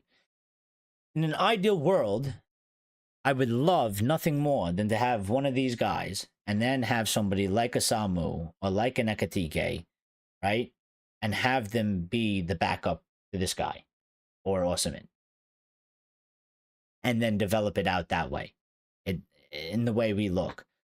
But obviously, we can't really do that to that extent with those players, because number one, we got to sign one of these guys first, which is going to cost us some money. And then to get, if you were going to specifically get like Ekatike or Samu, it's going to fucking cost you. It's going to cost you more than this guy. Because we have to pay for potential and hype as well. And also because nobody knows. I mean, you could sell the player and he could fall off a cliff and be one of the worst players to ever grace the game professionally, or he could come to your club and he could all of a sudden be, you know, next thing you know, consecutive seasons, looks like he's turning into like an absolute just, you know, monster, and he's going to be one of the best strikers for the next 10, 15 years. And that's what they make you really pay for. You know what I mean? Can't win anything with kids, though. That's what they told us. That's what they said. That's what they said. And no, you can. Maybe not all kids, but you could have some kids there. Why not? And they could, you know, they could have a role in the team. They can't be all by themselves, but like, you know, sort of like an apprenticeship, really. You got this guy going around. He's 27. Let him lead the line. Let the young guy, you know, learn some things. Watch him, play in training with him and shit. And by the time this guy gets to like 31, 32, you know, if the guy's like, and some people will say, well, we should just do it with Cheeto. I mean, maybe we should. I feel like Cheeto is, when you talk about Cheeto, and then you talk about like Samu, or you talk about Ekatike, obviously Cheeto is behind. You know what I mean? Maybe he can get up to speed fast. We give him more opportunities, and he has maybe somebody like Gyokeres or Osimhen to learn from. Maybe he could get up to speed. But yeah, I don't know. I mean, we'll see, because I don't know. Maybe Rasmus will be the guy that shadows, or maybe we sell Rasmus and maybe Cheeto becomes number two, and we just kind of roll like that. And we have somebody like Gyokeres or Osimhen or whatever, Gyokeres or Osimhen. Then you have Cheeto, and then as kind of like a third potential option, if need be, just in case, you know, maybe somebody gets suspended or they're injured or whatever. You still have Xerxes will be able to step in, and you also have Cunha will be able to step in up at 9 if need be, which isn't necessarily a bad thing. So, yeah, I don't know. Let's see what happens. I mean, I'm kind of give my head hurts with United sometimes. It's too much thinking, man. It's too much thinking. It's too much thinking with this team, dude. Well, I don't know. You know, I wish it was a lot more straightforward. I wish we were caught in. I wish we were kept in the loop. You know, I wish we were kept in the loop. It would be life would be a lot easier. Oh, David Beckham has been knighted for his services to sports and charity, and he is now known as Sir David Beckham. And all I got to say to that is it's about fucking time, man. It's about time. It took him long enough. Probably should have been fucking knighted like 10 years ago. Just saying, you know, just saying. But I mean, Bex is the way Lions loves Bex. Wow. The way Lions love Shaw is the way I love Bex. Bex is one of my favorites ever of all time. Literally my childhood hero. I love David Beckham. He's a fucking great guy. Great guy. And he's fucking smart. I don't think there's a person on this planet that actually fucking hates David Beckham. I don't. Maybe a Scouser out there somewhere, but I think even the Scousers secretly they have a soft spot for Bex. I think they do. I love Bex. Love him. What a guy, man. What a guy. What a guy.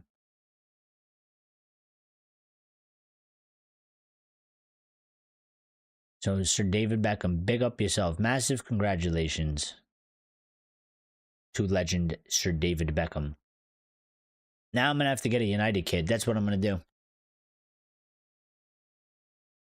That's what I'm gonna do. I'm going to get one of the new kits. And I'm putting Sir David Beckham on the back of it. Number 7. Sorry, Mount. Bex was here first and he did it first.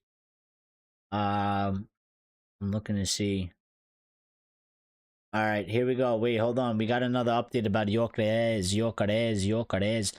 47 minutes ago. But this is from a baller. Damn it. I mean, I'll still read it, but I wish it was somebody that I was kind of hoping it was like Fabrizio or some shit. But I mean, I guess we'll find out the next day to see if this is there's been a couple more updates. Where were these updates before?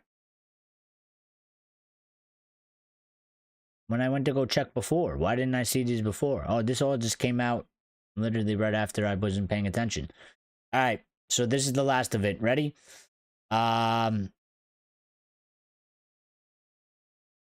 Okay, so Rudy Galletti, an hour ago. Spurs and Thomas Frank have made a move for Brian Mbeumo, but he does not consider joining Spurs. Mbeumo remains fully committed to the verbal pact with Manchester United.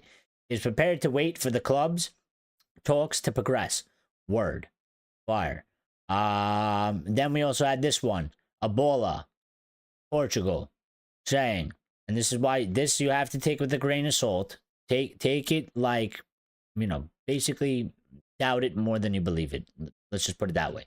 Until somebody else kind of confirms this. But Ebola. Sporting threatens to demand 100 million euros for Gyokeres. The agent has a mandate sale and Sporting will have to pay the 10% of the value of a rejected bid if it exceeds 60 million euros. If this clause is activated, Sporting will demand the full value of the release clause. I'm sorry, I need to read that again because I don't really know what that means. The agent has a mandate sale and Sporting will have to pay the 10% of the value of a rejected bid if it exceeds 60 million euros. If this clause is activated,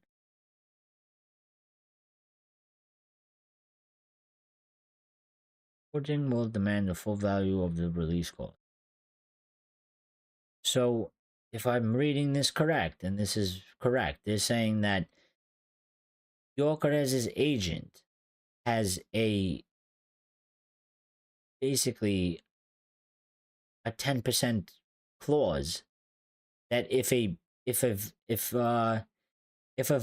bid valued over 60 million euros is rejected, Sporting have to pay 10% of that bid to the agent, but then Sporting are still going to demand the full value of the release clause, which is 100 million. I'm fucking lost, man. Why does this have to be so complicated? Why? And it literally doesn't even have anything to do with us. Like, technically, like, you know, it's not us fucking making it complicated. It's just like the player that we want. It's become complicated between him and the club and the agent. Like, oh my god.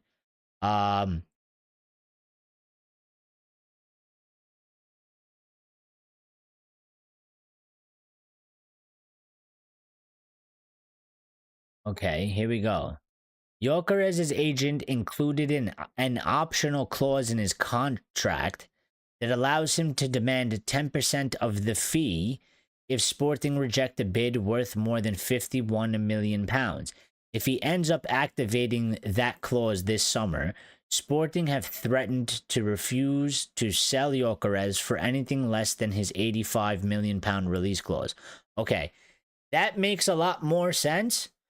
And maybe that's what's going on here. So maybe that explains why the president is pissed at Gyokeres' agent and saying he's playing dirty games. And that's why we always listen to Fergie and we don't like agents because they do play dirty games. And maybe both of them are playing dirty games. But that would make a lot more sense as to Gyokeres' agent is trying to double dip, and he's trying to take 10% of the fee,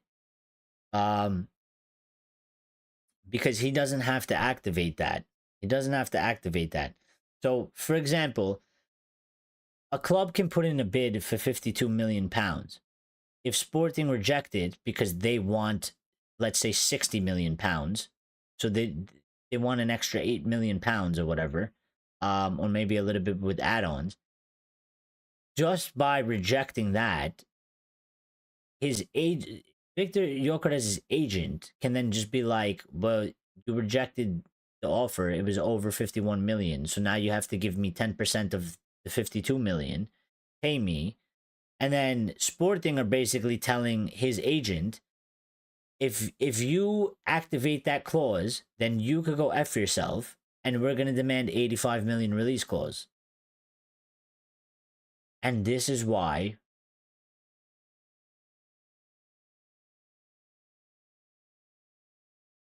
this is going on right now. Some fuckery is going on. And this makes a lot more sense. But actually, Ebola might have pulled up with some credible shit here. They might have actually. Let's see what the rest of them report. But yeah. Hey, Wheatley is coming back also for sorted. You know what? I'm sorry to burst your bubble. I mean, I haven't given up to the kid, but I'm not really convinced by Wheatley. I don't know. I'm gonna be quite honest. I don't know if he's gonna make it, Lions. I don't. I don't. I haven't seen anything. I just don't see any spark in the kid. Maybe maybe he needs some more time and stuff. But at the current moment, from what I've seen from him, I just don't see. I don't see the light. I don't see the spark. I don't see the spark in the kid. I just kind of feel like he's also not kind of really, to be quite honest. I don't really like these tall sort of, let's put it this way. I don't like these Calvert-Lewin type players. I don't like them. I don't like these sort of tall, sort of slow paced, sort of non-agile kind of guys. I don't like them. Don't like them. Don't like the style. What about the second tier players we have? Is there any news on Gore and others? Nah, I haven't seen any acts. I haven't seen any so far. Damn, you still alive? Hell yeah, we dedicated here. They keep coming with news, SK, and we're having good conversation too. But they keep coming with lives. I was just about to get off, and they came more live. I mean more news. But I am about to get off though, because it's getting late. Beckham kind of broke this sport transition as a lead from a footballer to a marketing guy. He did, to a certain degree. He did. He was like the first one that it kind of, happened. But also, I think social media made it probably the worst version possibly could. Because while that was going on and that really wasn't a thing, I still think that it was under some level of there was still some level of decency left, because there wasn't. I mean, when Beckham did it, there wasn't really like the internet like how we have it now, and the internet has turned it into just an absolute shithole. You see the black one? Yeah, I did. Look, I did. It's here. No, there it is. There it is, SK. And Mbeumo won't go to Spurs. I love like the new guys that just come in here like like Casper comes in and goes, and Mbeumo won't go to Spurs, and literally like I don't know when it was, but like not too long ago, somebody else just comes in and goes, and Mbeumo definitely going to Spurs. That's great. It's great.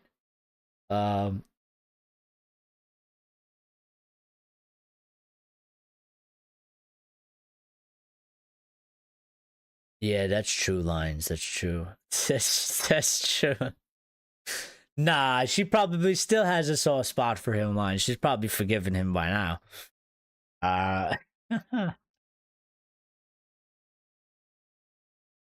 Um, we cooling off Mbeumo and York to York to what they want us. uh, is it just a one-time 10% or every time a bid is made? Because then he could make bank. Well, it's a good question, and people are asking that question. Unfortunately, that hasn't been clarified, but I'm gonna just go out on a limb here and say I would assume that it's a one-time thing, because if they let him do that as many times as it's able to get rejected, they must be bigger idiots than Richard Arnold and fucking Ed Woodward. Because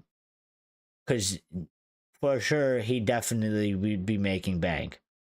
Either that or Sporting get forced into a situation where they just need to accept the first or second offer because they're like, fuck paying this guy 10, 20% or 10% of each fee. That would be craziness. It's only like 6 mil, then what's the point? They'll just demand 80 million plus. Well, the point is that he's selfish. The point is that he's trying to make 6 mil for himself. Yeah. And I guess his argument is that, well, you agreed to this, like in the contract, like you agreed to this. You agreed to this. So like how can you be mad at me if you reject the fee? Like you literally agreed to this shit. Why should I be giving up if you're not going to let him go off of the first bid? And the first bid's at, 52 million pounds and you're going to reject it. Well, why did you accept this in the first place? I should be able to get paid. And also you still made an agreement with him to let him go for 60. So now all of a sudden, because you let me, you allowed this in the contract where I can get 10%, you're now going to, because you fucked up and you let it in there and you don't like this, you're going to take it out on him when you made an agreement with him and you said that you can let him go for 60. They do have a point. Technically, they do have a point. It's a bit fucked up. I read they could be transfer banned and other fines if they don't honor. Let's hope that's true. I don't know about that. I don't know about all that. Hex says Beckham's looks and the social mobility provided by Victoria's family made him a superstar for marketing. Yeah. Why make the crest yellow? I hate it. Oh, you mean like the badge? Oh no, it's actually a good point. Maybe it won't be yellow. I mean, this is sort of like a leak. It's sort of like a mock-up. So maybe it won't necessarily look like that. Maybe it'll look better. Because this isn't like official, you know what I mean? Even this one. I like this one. But if you look closely, like Lyle was pointing out, I mean, like these are leaked like mock-ups. So, like if you look at this, like I don't know what is going on here, like by the headpiece, but this kind of just looks like they're wearing a Hanes t-shirt underneath the kit. So I don't know what's going on there. And also even at the sleeves, like at the end of the sleeves, that looks kind of weird. Why is there like a separation? Why does it look like half an armband? So yeah. There's a different one that looks better. You mean the black one? Or this white one?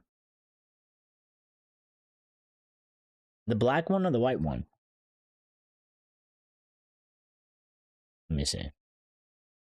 United Elite Kids. I'll find it. Ah. Is it this? This actually looks a lot.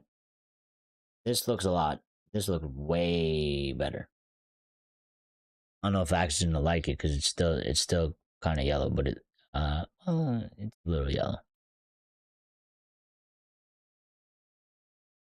Type in kit 3. This is it, yeah? I seen this. So this is actually it, because I thought this was like I seen this the other day now. I did see this, but I'm gonna be quite honest, I didn't pay attention to it because I kind of thought that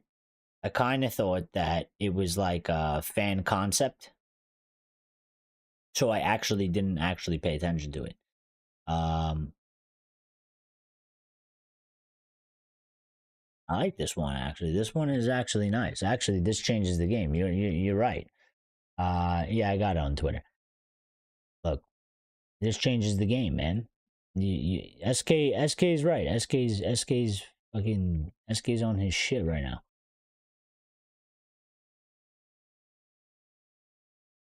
Oh, now it's too big.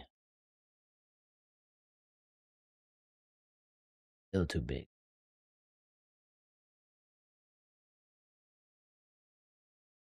Could have got like a photo. I like this one. I like this one way better. Way way better. Way better. I don't know if this makes a difference.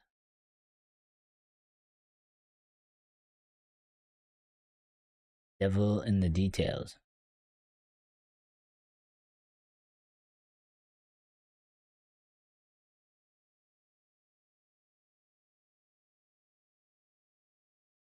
I was gonna ask SK, like where SK, where'd you go? And then you just you left, and then you came back on YouTube, and you just thought that we were still here, and you were like, no fucking way.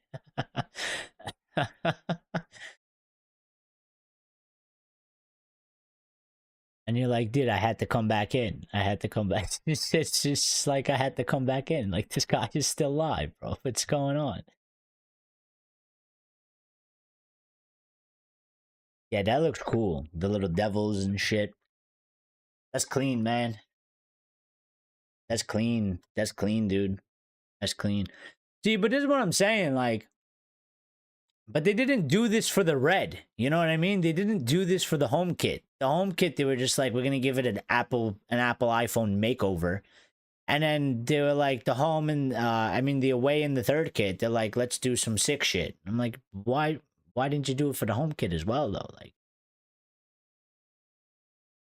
why didn't you do it for the home kit as well? That's clean, man. Third jersey. I can't buy jersey. I'm not allowed to buy kits anyway. Axe doesn't like it. Axe doesn't like it. You like the other one though. What do you think? What about the white one? Oh shit, I got rid of the white one. What about the white one?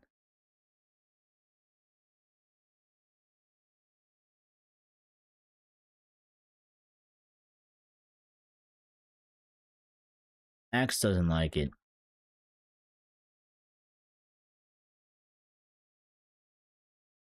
You know, the white one doesn't have too many.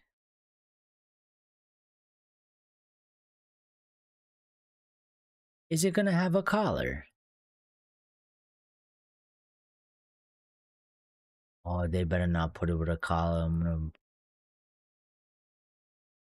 go crazy. I think white is fake. Other one I seen is purple. Could be wrong. Well, I'm looking on Twitter here, and I just see like, because all I typed in was United leaked kits, and that white one keeps popping up. It's like white and purple. I don't see any other one. The two main ones is I see the home kit that's already out, and then this third kit. But I don't see any. I don't see any other like sort of away kit. Every away kit I see. This is by the same people, Jersey Review. So apparently these guys are only on Instagram. They don't have a Twitter. I mean, come on, give it the fucking times here, bro.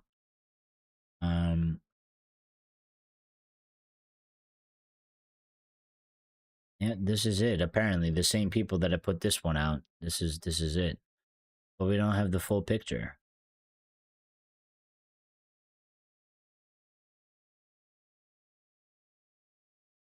So, Yeah, it looks something like this, apparently. Dude, what is that? Oh, it's like a padding or something in the back. It still looks weird, though. It looks weird. That looks weird. I don't know why that looks like that.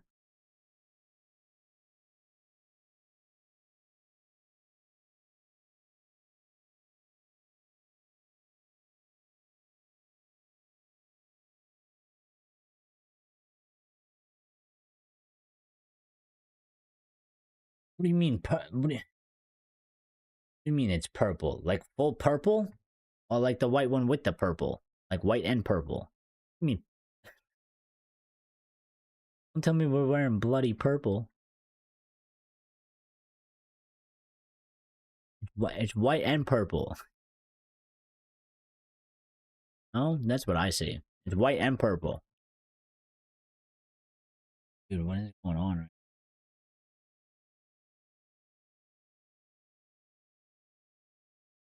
My God.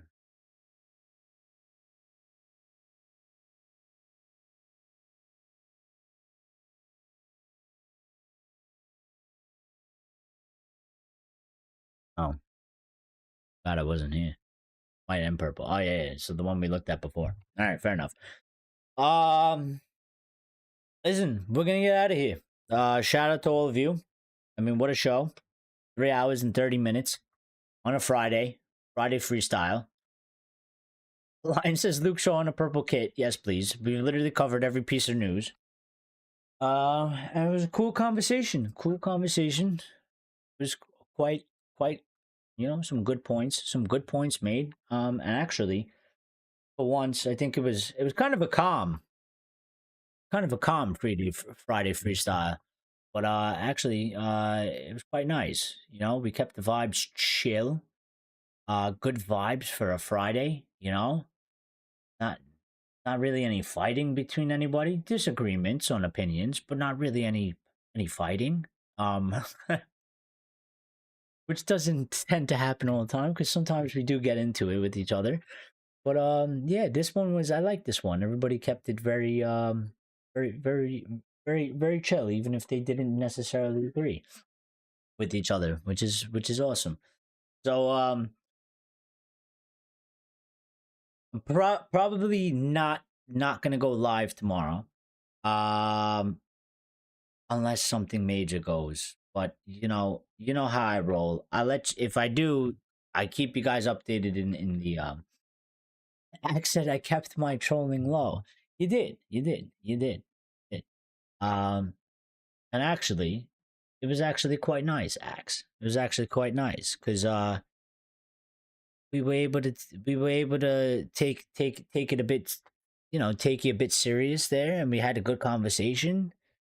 And we could actually ask you questions, and you actually gave us like some good answers, and like nobody got annoyed. And it was a good it was a good conversation. So yeah, we liked that. We enjoyed that. That was it was a good bit of change. I'll let you guys know.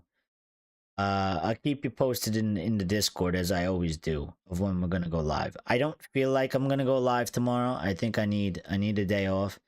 I gotta take care of some things. Also, I still have to go to work tomorrow, even though it's Saturday. I still have to wake up again at 4 o'clock in the morning and go to work. So it should be a chill day for Saturday, but still the fact that I gotta wake up and go. Still pain in the ass. And I only have one day off, so I kind of been slacking with some other things that I got to take care of. So we'll see. If I choose not to stream Saturday, Sunday, we'll probably pop back in Monday or Tuesday.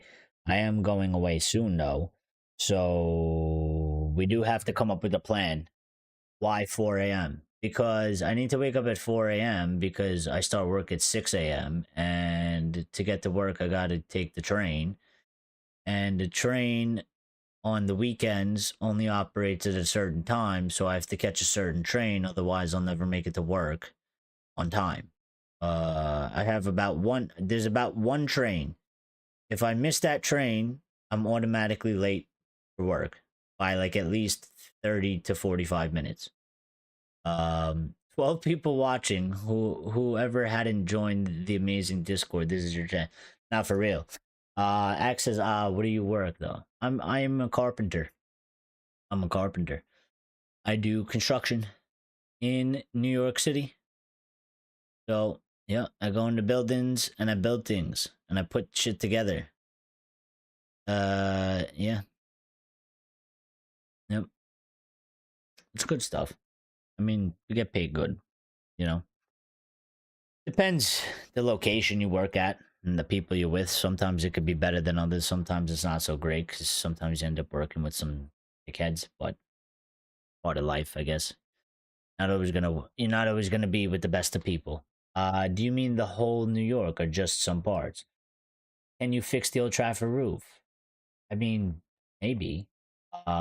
It depends what depends what goes into it, SK. I don't know. I gotta look at you gotta give me the blueprints, you gotta give me the schematics.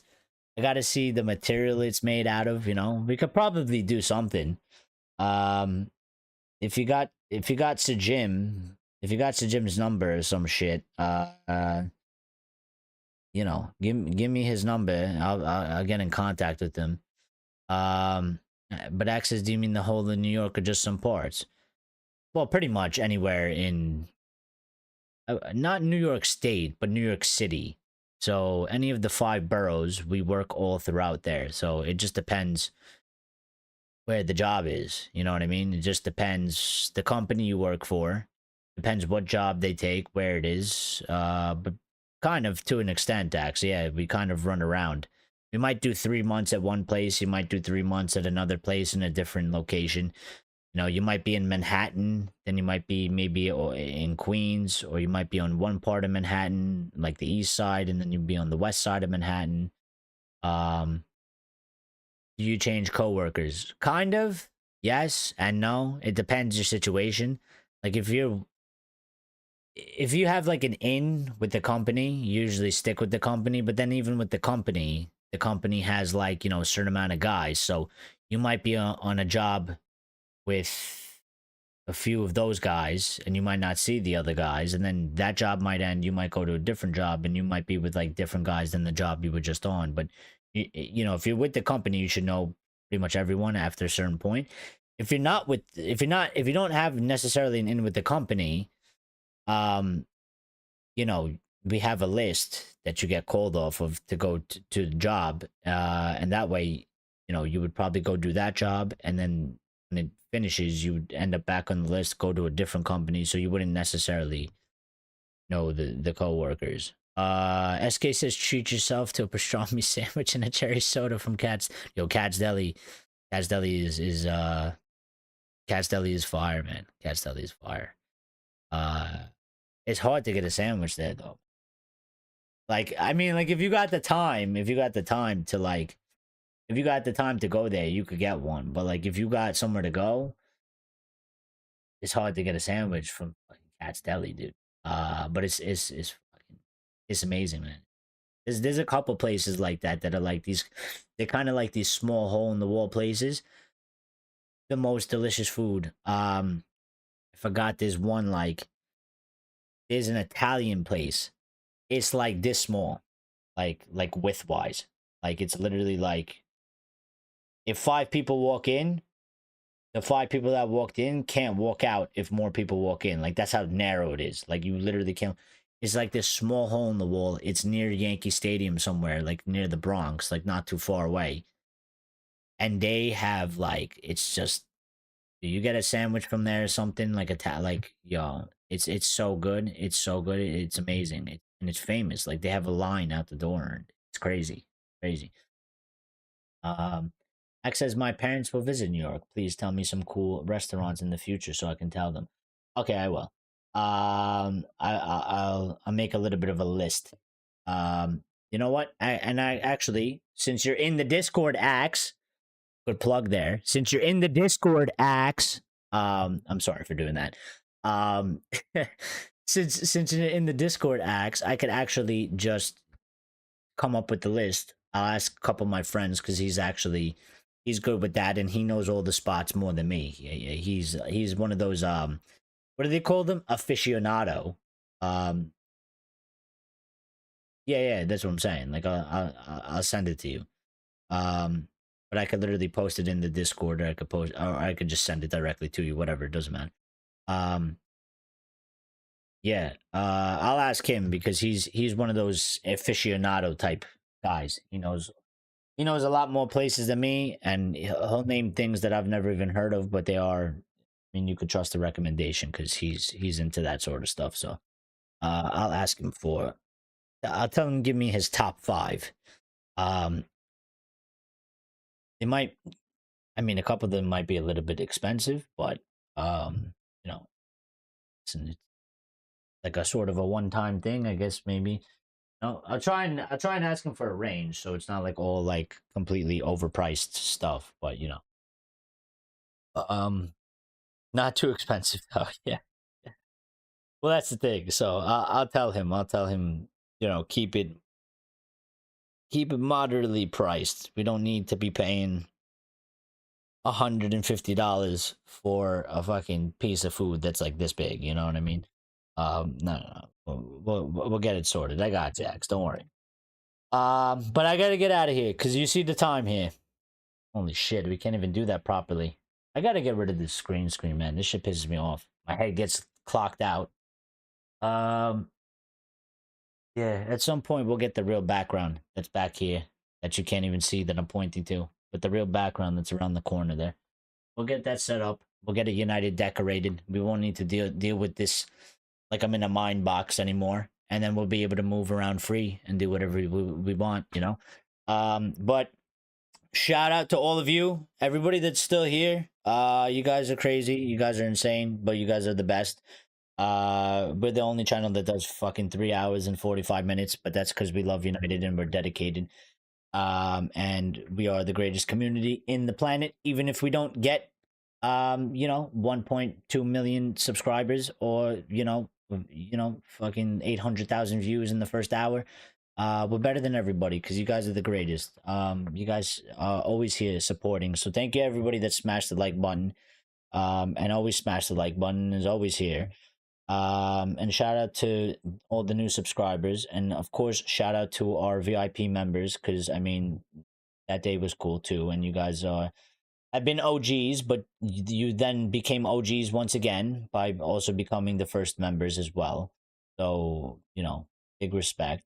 Love you guys all, and everybody just have a good, I guess, weekend. We'll see. Maybe I'll pop up with a surprise stream, but I hate doing this to you guys because I'm unsure, and then I make it feel like you guys don't know what's really coming. So I'll try my best.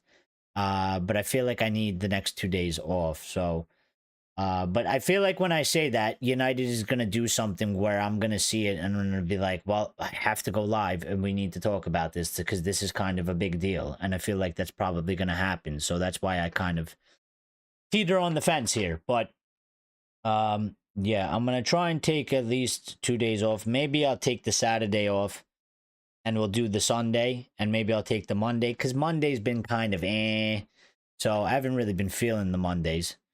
But we'll see. I'll keep you guys posted in the Discord, of course, as much as I can. But everybody have a good night. Axe says good night. He has to work for an hour tomorrow. So yeah, enjoy the weekend, people. Yep. Enjoy. Everybody stay safe. Be good. Be healthy. Thank you guys once again. Love you all. Appreciate you all. Lyle says cheers, Eric, and all your Reds. Lion says cheers, buddy. Yep. You guys are the greatest. Appreciate every single one of you. Everybody be good. Enjoy the rest of your Friday night, Saturday, and probably Sunday. And we'll speak soon. And we'll speak in the Discord for sure. So don't worry about it. Thanks.